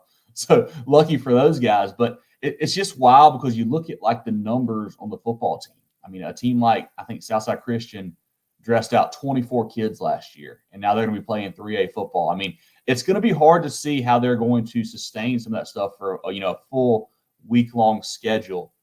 It was very interesting to see, what got appealed. And I think you don't want to say that the committee was biased a little bit, but like obviously they want to stick with whatever was original. They don't want to make any appeals. They want to, obviously show that their guys are right away. And then obviously they kind of wanted to stick it to those guys, it felt like, honestly, sometimes, which is a bit of a problem. But that's how it goes. That's how it shakes out. Then obviously the Appaletta panel, which got filed to the second time, you only had a couple of people who won that. I think it was maybe 2 out of 7, something like that. So not a lot of movement was had. They wanted to kind of stick with what they had, it felt like, for the most part. But here we are. Here we are. Now that portion's right now, so the appeals process, well, like we've hit the end of the appeals where we stand right now. Correct. So regions should come out. I think they said Friday, hopefully, so you'll have an idea of what your region will look like for all sports. At that point, you can appeal your region placement if you think you want to get moved to one differently. So that will happen. But as far as classification jumps, that's all taken care of now. Okay. Now that it's in the bag, now that it's in the back seat, now that we're kind of moving on to the next stage in the process, now that you've seen it play out, do you expect that this is going to be something that's done every year? Will it be tinkered with? What do you think plays out? You know, they do it for 2 years. So a 2-year cycle typically is what they do. This year, that may change because open enrollment is probably going to come to South Carolina sooner rather than later. And when that happens, when you can literally go to school wherever you want, I think they're going to have to redo it, maybe sooner than 2 years when that happens. And I think, you know, they're going to continue to have this subcommittee, I would assume, about, you know, what best practices are. Like, should we look at maybe a 2-times multiplier instead of a 3? Should we add a qualifier like I talked about, whatever it is? So I think that'll be an ongoing conversation. But as far as realignment itself, scheduled for 2 years, I guess we'll wait and see how that goes with this new open enrollment, if that gets passed, and if so, when that comes through. We got a text that said Southside Christian and their 24 kids have to play against public schools like Woodruff, Daniel, and Powdersville. Yikes. Is there anything like that jumps out? Like, were there any situations where you looked at a school and you went, oh, wow, that's not great for them? Yeah, I mean, a lot of those smaller ones going up 2 classes is crazy. You know, with there being another part we'll get into, Rob, is that obviously 5A and 4A got made a little bit bigger than usual. So 3A is kind of not as big as what it was. So you don't see some of those schools like a Daniel is now a 4A school. But yeah, you do have somebody like Woodruff in there. You know, a team like Chapman is still 3A, and you're going to see Southside Christian and St. Joe's and Christ Church playing those guys who obviously just have more kids there at that level. So that'll be tough to see. Another thing that really jumped out is the disparity in 5A. So 5A, they wanted to make that the biggest classification. And what is supposedly going to happen is they're going to split that into divisions for the playoffs. With that being said, there are it's a monumental jump in number of kids from the biggest 5A school to the lowest 5A school. So interesting to see how they're going to break that up, because they haven't really come out and said if it's going to be just a top half or in bottom half, or it's going to be a more of a, you know, off your traditional success type deal. So we'll see how that shakes out. But there's going to be a lot of disparity as well as far as number of athletes in that 5A level. Yeah, and I guess that at the end of the day, like, I approach sports and usually do from the standpoint of the athletes themselves are a priority to me. Always have been. This is why I've been an NIL and portal guy, because it gives some power over the sport back to the kids who are out there doing the part that we're entertained by. You know, none of us have ever showed up to watch an NCAA board meeting. We're going to football games to watch football players do football things. I guess my biggest concern here was, how does this impact the players themselves? And while I am all for finding a way to try to level out the playing field a little bit, listen, if you're a school that's out there doing, not that anybody's doing this, but you're out recruiting the best athletes and they're coming there, sure, there should be a jump up in caliber here. But when I hear stories about that and setups like that, man, it concerns me a little bit. It has to, man, because it's just, like I said, you want everybody to have a fair shake. Like, that's what it's all about. You want to be competitive, balance. Like, that's what this whole thing is about, is you want everybody to have a chance. But by creating that chance, did you really make it worse for some folks? I don't know. And that's what it's kind of wait and see and whatnot. Obviously, we all have our thoughts ahead of time, but it's something that's got to play out. And like I said, it's something that South Carolina, like, they knew it had to be done. Like, even when you watch the appeals, you saw the schools like a Christ Church or a Southside Christian or St. Joseph's, Bishop England as well, who knows they've been winning things. They went in and said, hey, we agree something has to be done. Like, we don't mind moving up to 2A or whatever, but a 2 classification jump seems to be pretty steep for some of those guys, and it's going to be hard to compete, you would think, at some sports for sure. Kevin Thomas, Moving the Chains podcast here on the Rob Brown Show on the Fan Upstate. Got a couple more questions here. One that came in on the text, and I'm just going to read this to you, Kevin, because I don't know about it. You may. Texter says there is already pending litigation from schools on this. Also, something in the state legislature pending that would shut down the South Carolina High School League, independent agency, and put all high school athletics under the State Department of Education. This thing isn't a done deal, ... Yeah, there was talk, and there's been some meetings with, legislator there to kind of take it over and kind of disband the high school league. That has kind of been put on the back burner for right now. And honestly, I don't know if the government really wants to get involved. It doesn't feel like. I feel like they kind of just wanted to make something happen from the high school league. So that may appease that a little bit. I know there is some rumors of trying to get past a rule where you can't jump more than either 2 or 1 classification in a cycle to kind of help some of that huge stuff going on. When that will get passed and talked through, we don't exactly know. So that's kind of the issue there. It's all kind of TBD of like if it will happen or when it will happen. But yeah, there is talks of that stuff. I would not be against putting in, a proviso or a law saying you can't jump more than 2 per class. That's fine with me, and I think that's a solid thing to do, if not even say 1. But I think that's something they're looking at as well. But like I said, as far as when that will happen, kind of up in the air. What team from around our area, got another minute or 2 with you, Kevin. What Yeah. team from around our area would you say, or what teams from around this area were most impacted by all of this? Got to be the private schools, Southside Christian, St. Joe's, and Christ Church, all up and now in 3A from 1A. That was the biggest jump. I mean, you saw, I will say, honestly, a lot of schools moved it. Like Daniel went from 3A to 4A. Greenville is now in 5A. Of course, the 5A schools all stayed up there. So I'd say that was probably the biggest jump of seeing those lower guys go up 2 classes now. Did we see any schools move from higher to lower? Because I'm obviously hearing about multiple schools that were moving up, but nobody's been addressed as moving down. Did we have some schools move down to kind of level it out, or are we going to end up having a bunch of gigantic upper level regions and some 2 and 3 teams playing by themselves down low? Yeah, you saw a few schools move down some classes. I would say more of that kind of happened at the, maybe 3 and 2A level. You saw a school, like I mentioned earlier, Abbeville went from 2A to 1A. A school around here like Clinton, they went down from 3A to 2A. Trying to think, Chester went 3A to 2A. So kind of in that level, you saw some movement down where schools that more rural community schools that don't see a lot of kids coming in from outside of their zone, their numbers obviously stayed pretty true. Weren't really hit by the multiplier. So they would move down in a few cases for sure. So, but as far as the big boys, you didn't see any 4 and 5A guys really move down, I would say. All right, last one before we let you go. You guys on your Twitter handle a handful of days ago pointed out that there was the potential for a coaching move here in the area, and it comes out a few days later. That is the case. Jersey Joe has texted the show and said, what do you think of Greg Porter leaving Greenville for Lawrence? Porter's a great coach. I mean, Greg has won everywhere he's been, whether that's Southside, then at Hillcrest, he won a state title there, and then now at Greenville, winning 45 games over the past 5 years. I mean, that's a heck of a resume there.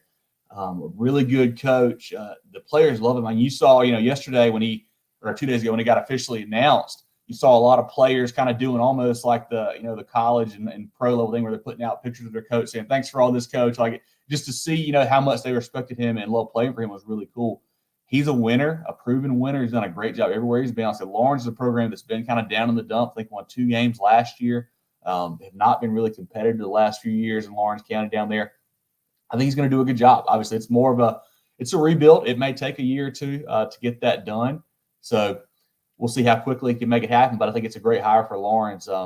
Great move for the Raiders there. Kevin Thomas from the Moving the Chains podcast joining us here on the Rob Brown Show on the Fan Upstate. Big dog, good to have you outside of football season. Once we kind of get our everything else settled down and move closer to the season, we'll get you back in, big dog.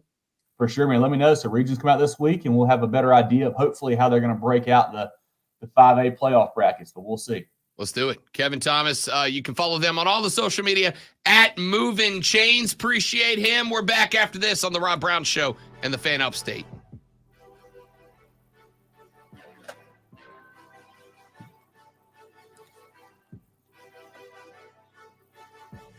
All right, big fella. Appreciate you, man. Thanks for coming by, bud.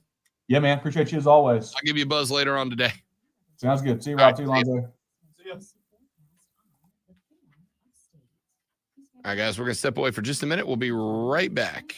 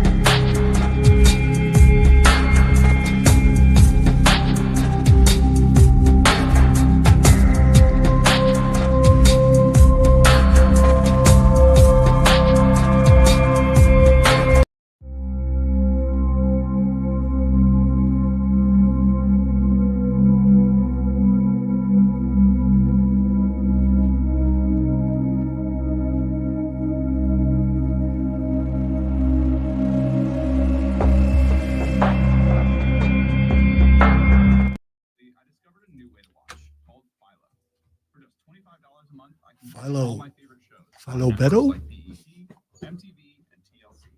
It even has Nickelodeon for my kids. Wow. Anytime I want, anywhere I want.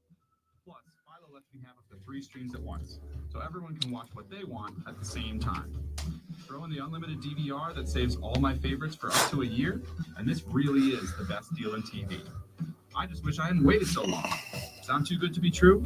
Well, try it out for yourself, and you'll see why people who love TV love Philo. Apparently, The Rock and Triple H opened the New York Stock Exchange yesterday.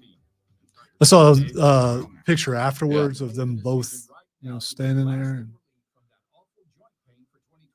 Hey, it's Charlie James. Don't go another year compromising because of that pain in your knee or shoulder. Call QC Kinetics now. QC Kinetics is the nation's leader in regenerative, non-surgical pain relief. Your body has what it needs to restore and repair that There's a clip from New Heights Out, and Kelsey is explaining his thermometers and judging about how cold it is. His thermometers. That's what they call them, and it's very accurate. So, yes.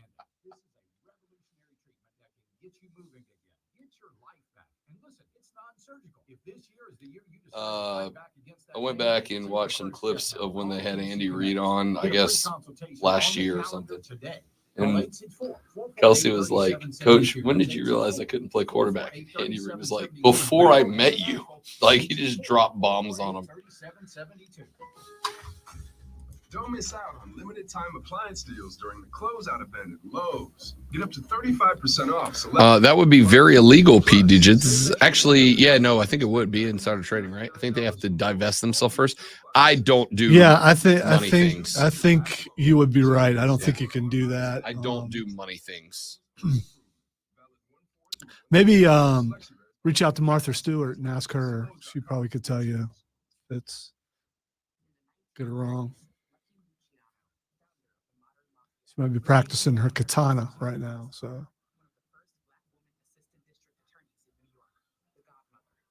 the Godmother.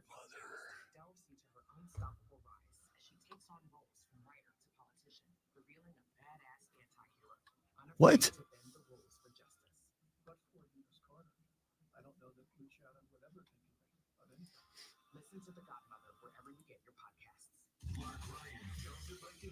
Coming up, we will have the debate, the very best coach in the state of South Carolina. It comes down to 2, but boy, is that a tight battle between D and D. we will have truth serum, and did the MLB Hall of Fame get it right? Number one for real afternoon sports talk. Offsides with Mark Ryan. 3 to 7 on the Fan. If Upstate. you digits are lisping, or are you making fun of DC? I don't know which one it is.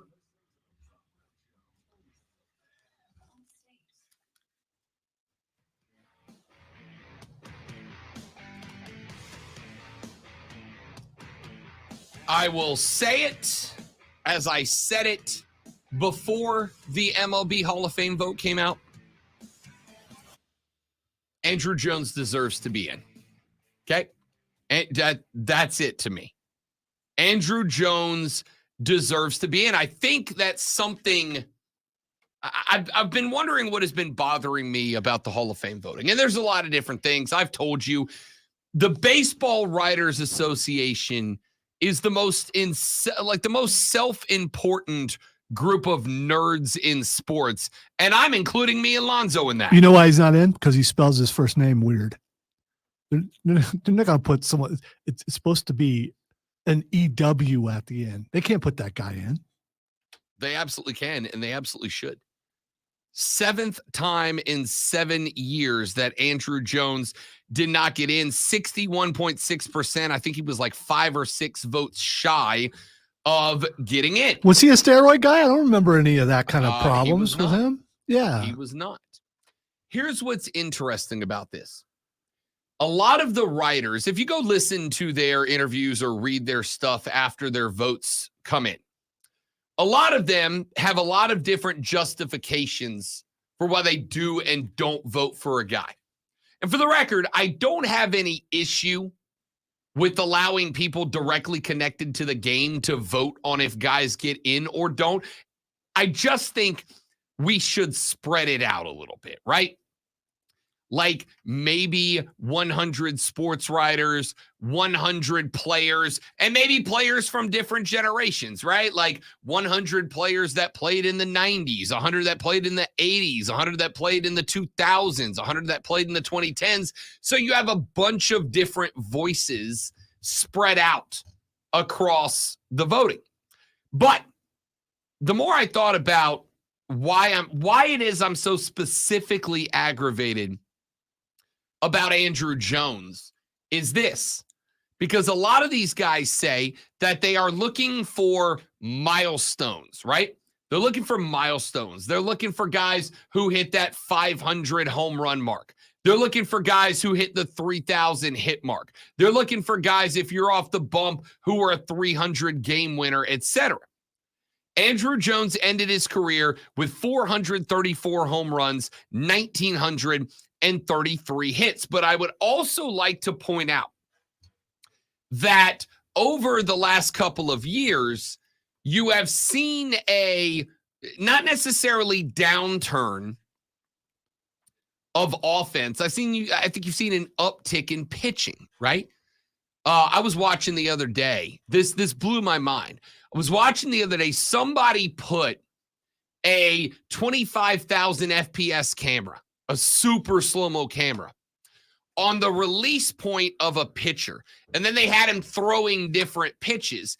And you could see, the ball was spinning super slow. And you could see the fingers move as they left the baseball, pardon me.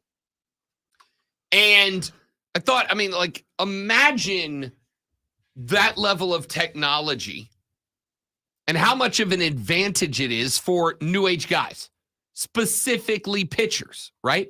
When you can get all the way down to seeing that on that circle changeup that you just threw, your middle finger, which is supposed to be on the lace, was just 1/8 of an inch to the right of it. And that can make the difference in the break or not, right? The technological changes have made pitchers better than they've ever been before, more effective than they have ever been before. Going into this season, which starts up in about a month and a half, 2 months, I think, a little over 2 months.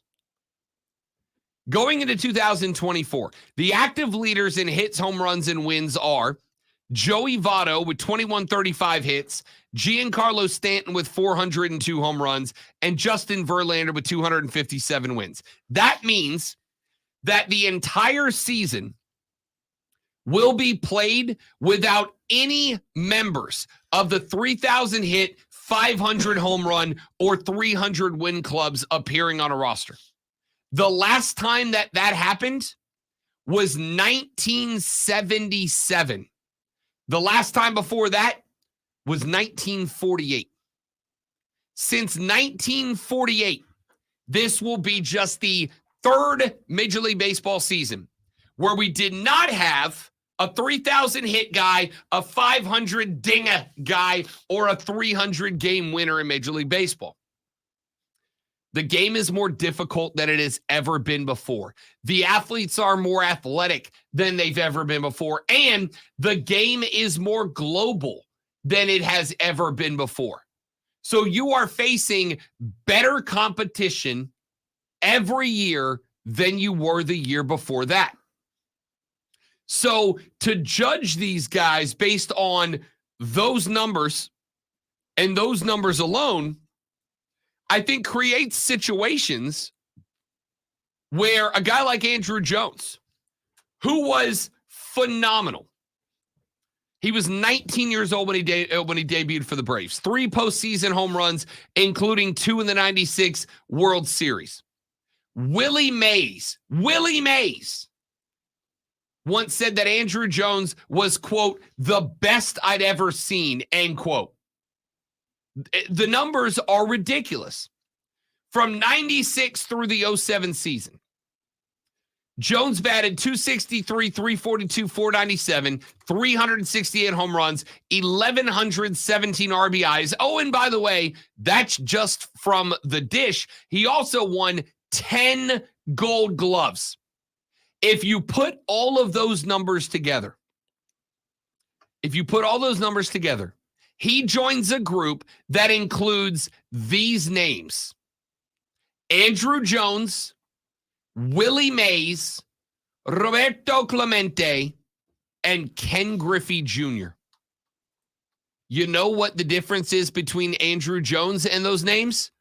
All the other ones are in the Hall of Fame.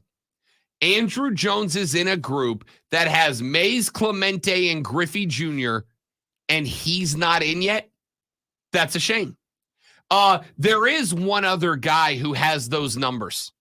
There is one other guy who makes that club, Ichiro Suzuki, who goes on the ballot for the first time next year and will be a first ballot guy, without a doubt.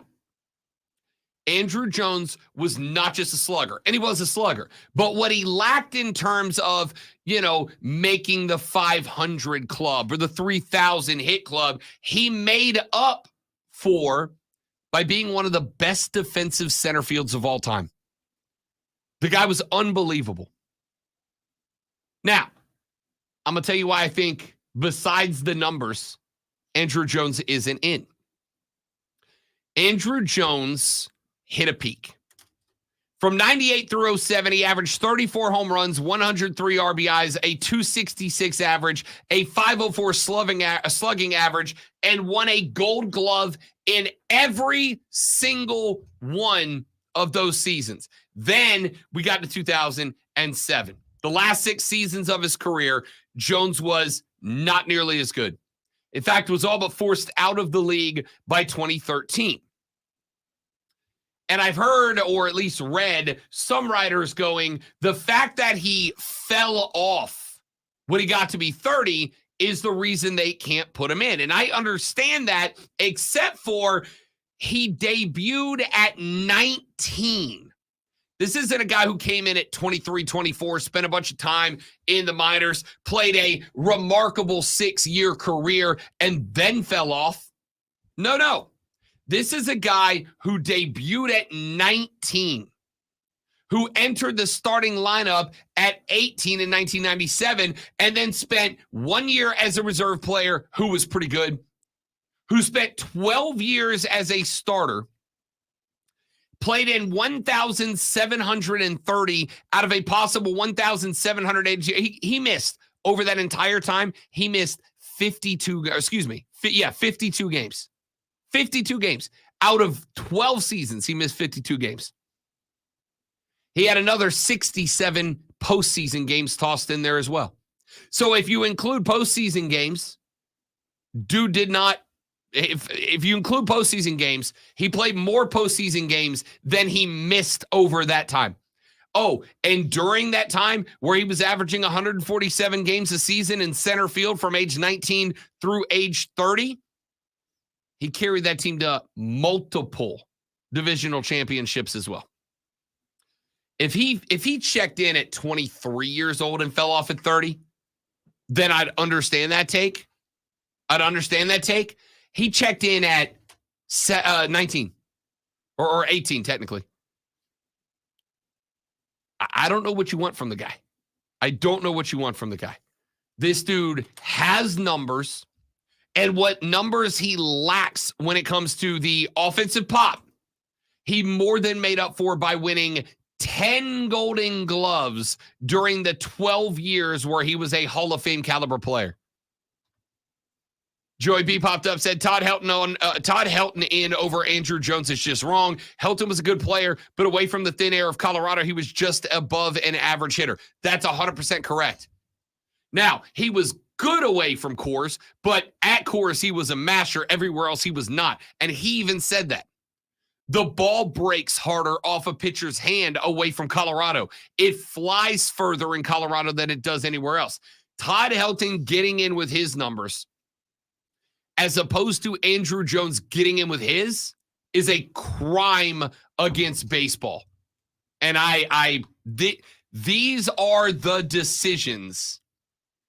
These are the decisions that make people hate the Baseball Writers Association of America. It's this. This is the reason. We got to take a break. We come back. We wrap up with one more segment. We call it a Wednesday. We move on. The Rob Brown Show is on your radio. It is the Fan Upstate. Gunther has tweeted the video of him talking to Seth Rollins saying, I'm going to win the Royal Rumble this Sunday, 2 a.m. CET. Like that. What is CET? It's probably your... Whatever time zone his people are in. Yeah.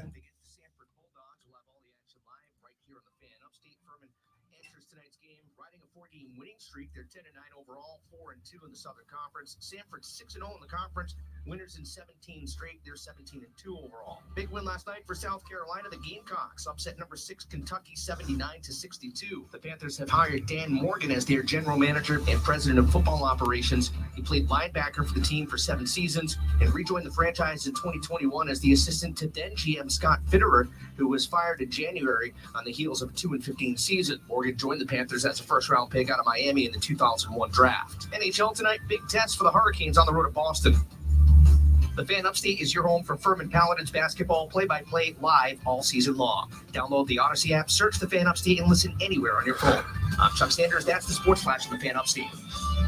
Cards issued by Sutton Bank and Celtic Bank, members FDIC. Terms and conditions apply. Are you the decision maker in your company? Do you want more control over your business spending? Meet Ramp, the only corporate card and spend management platform designed to save you time and money. Ramp offers unlimited corporate cards with spend controls you can customize to stop wasteful spending before it happens. Ramp makes expense reports a breeze by automatically collecting receipts and matching them to the right transaction. You'll close your books in hours instead of days. Ramp allows you to see all of your company's spend in one place, so you can make quick, informed decisions about your business finances. Plus, Ramp will share insights based on your spending to help you cut costs. Over 15,000 businesses have added up to 5% of their bottom line with Ramp. You can be one of them. If you're a decision maker, adding Ramp could be one of the best decisions you've ever made. And now get $250 when you join Ramp. Just go to ramp.com/free. Ramp.com/free. ramp.com/free. My friend and I are taking a trip to Mexico this year, but neither of us speak Spanish. So we downloaded Babbel and started learning Spanish fast.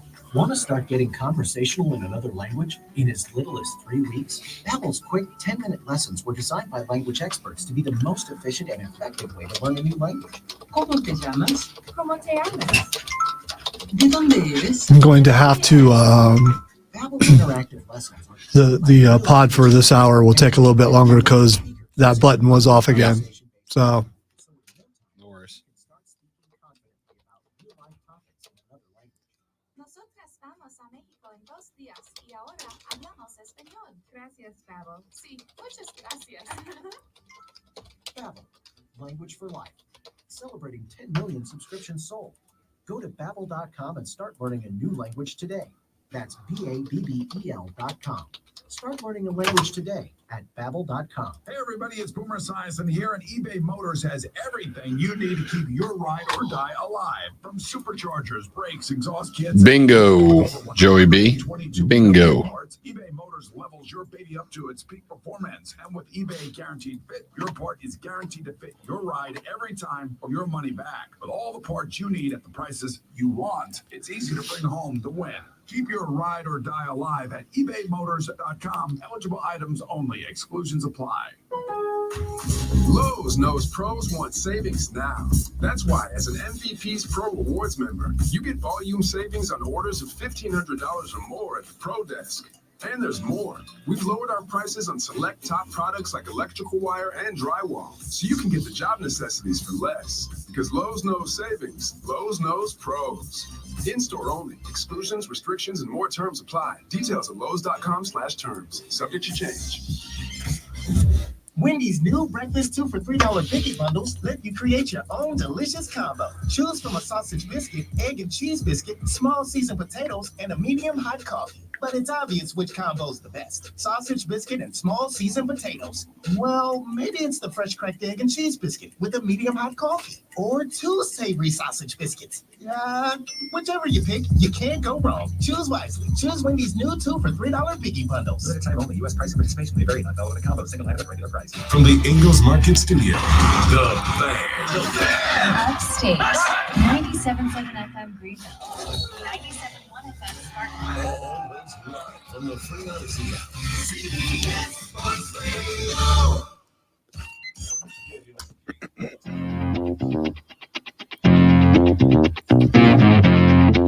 Wrapping up this edition of the Rob Brown Show and the Fan Upstate. Coming up on tomorrow's show, we'll be joined by Rashad Beard back in his normal time tomorrow of 8:20, unless, card always subject to change. But Rashad should be back at 8:20. At 9:20 in the final hour of the show, it'll be time for Fight Club as we get set up and ready for the Royal Rumble. In my opinion, the best event of the season.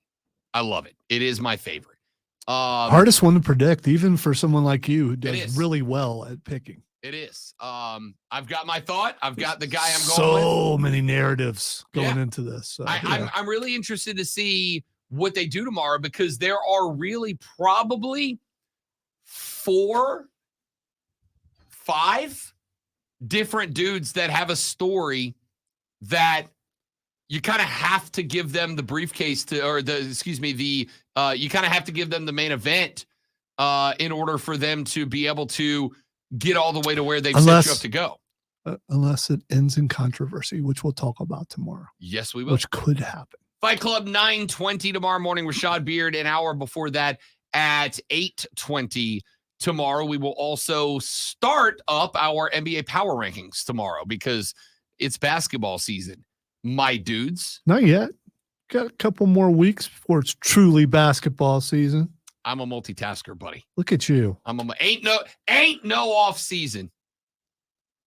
So we'll talk about that. Looking forward to it. It is going to be a good show tomorrow.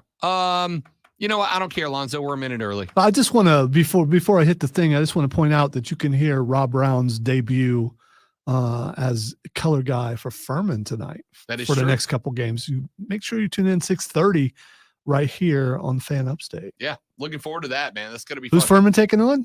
Furman will be at home against Samford tonight.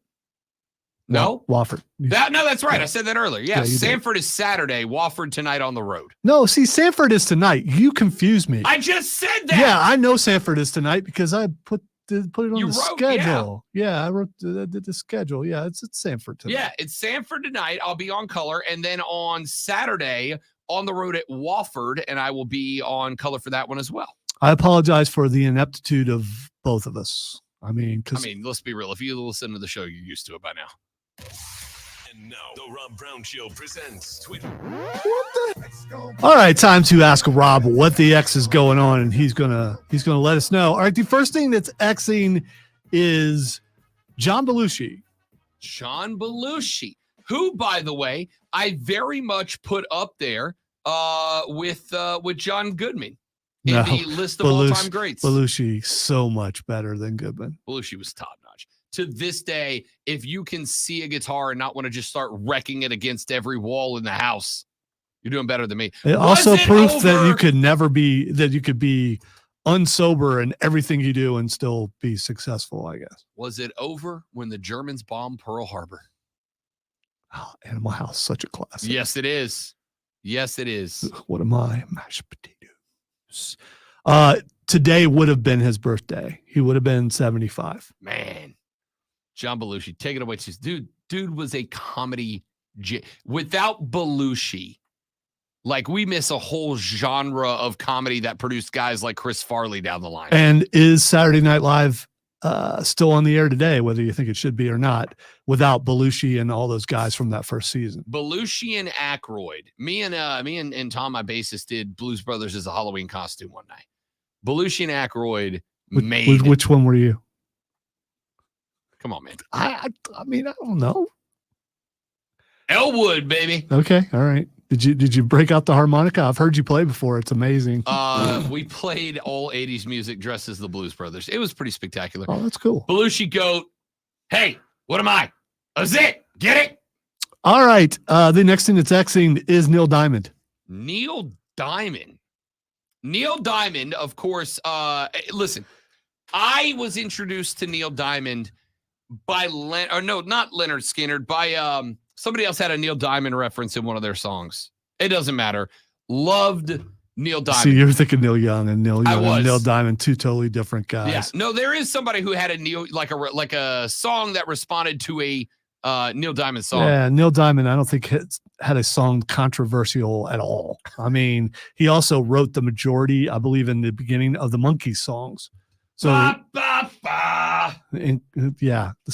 made the most annoying song list, by the way. Responsible which it should be, because "Bomb Bomb Bomb" was never a lyric that he wrote. So good. Leave other people's songs alone. You didn't write it. Stop it. Responsible for the most beloved annoying white guy sing-along song of all time. The most annoying. All right, he's 83 today, by the way. All right, the next thing that's Xing. We got time for AJ Lee. So does she show up Saturday? Punk's back. They're an item.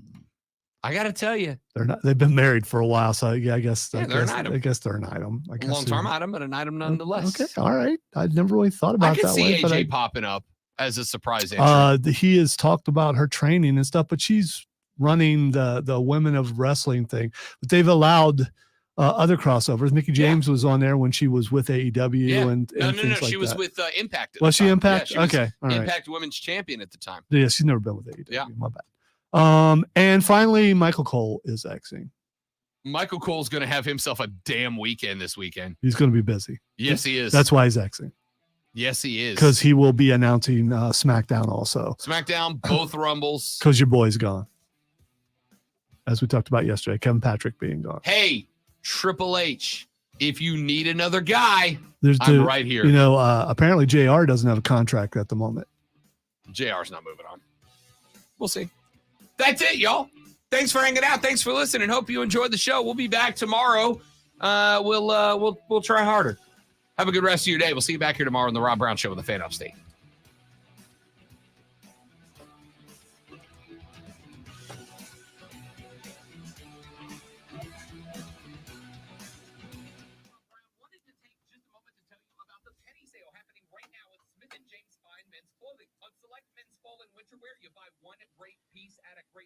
Oh, man. What a day, guys. What a day. Well, I now get to go once again, just blow away a client with my wit, charm, and charisma. And then to go home and watch multiple Furman Paladins games to get all caught up. And then it's on. So thanks for being here. Thanks for watching. Hope you enjoyed it. We'll see you tomorrow. Goodbye. Well, look like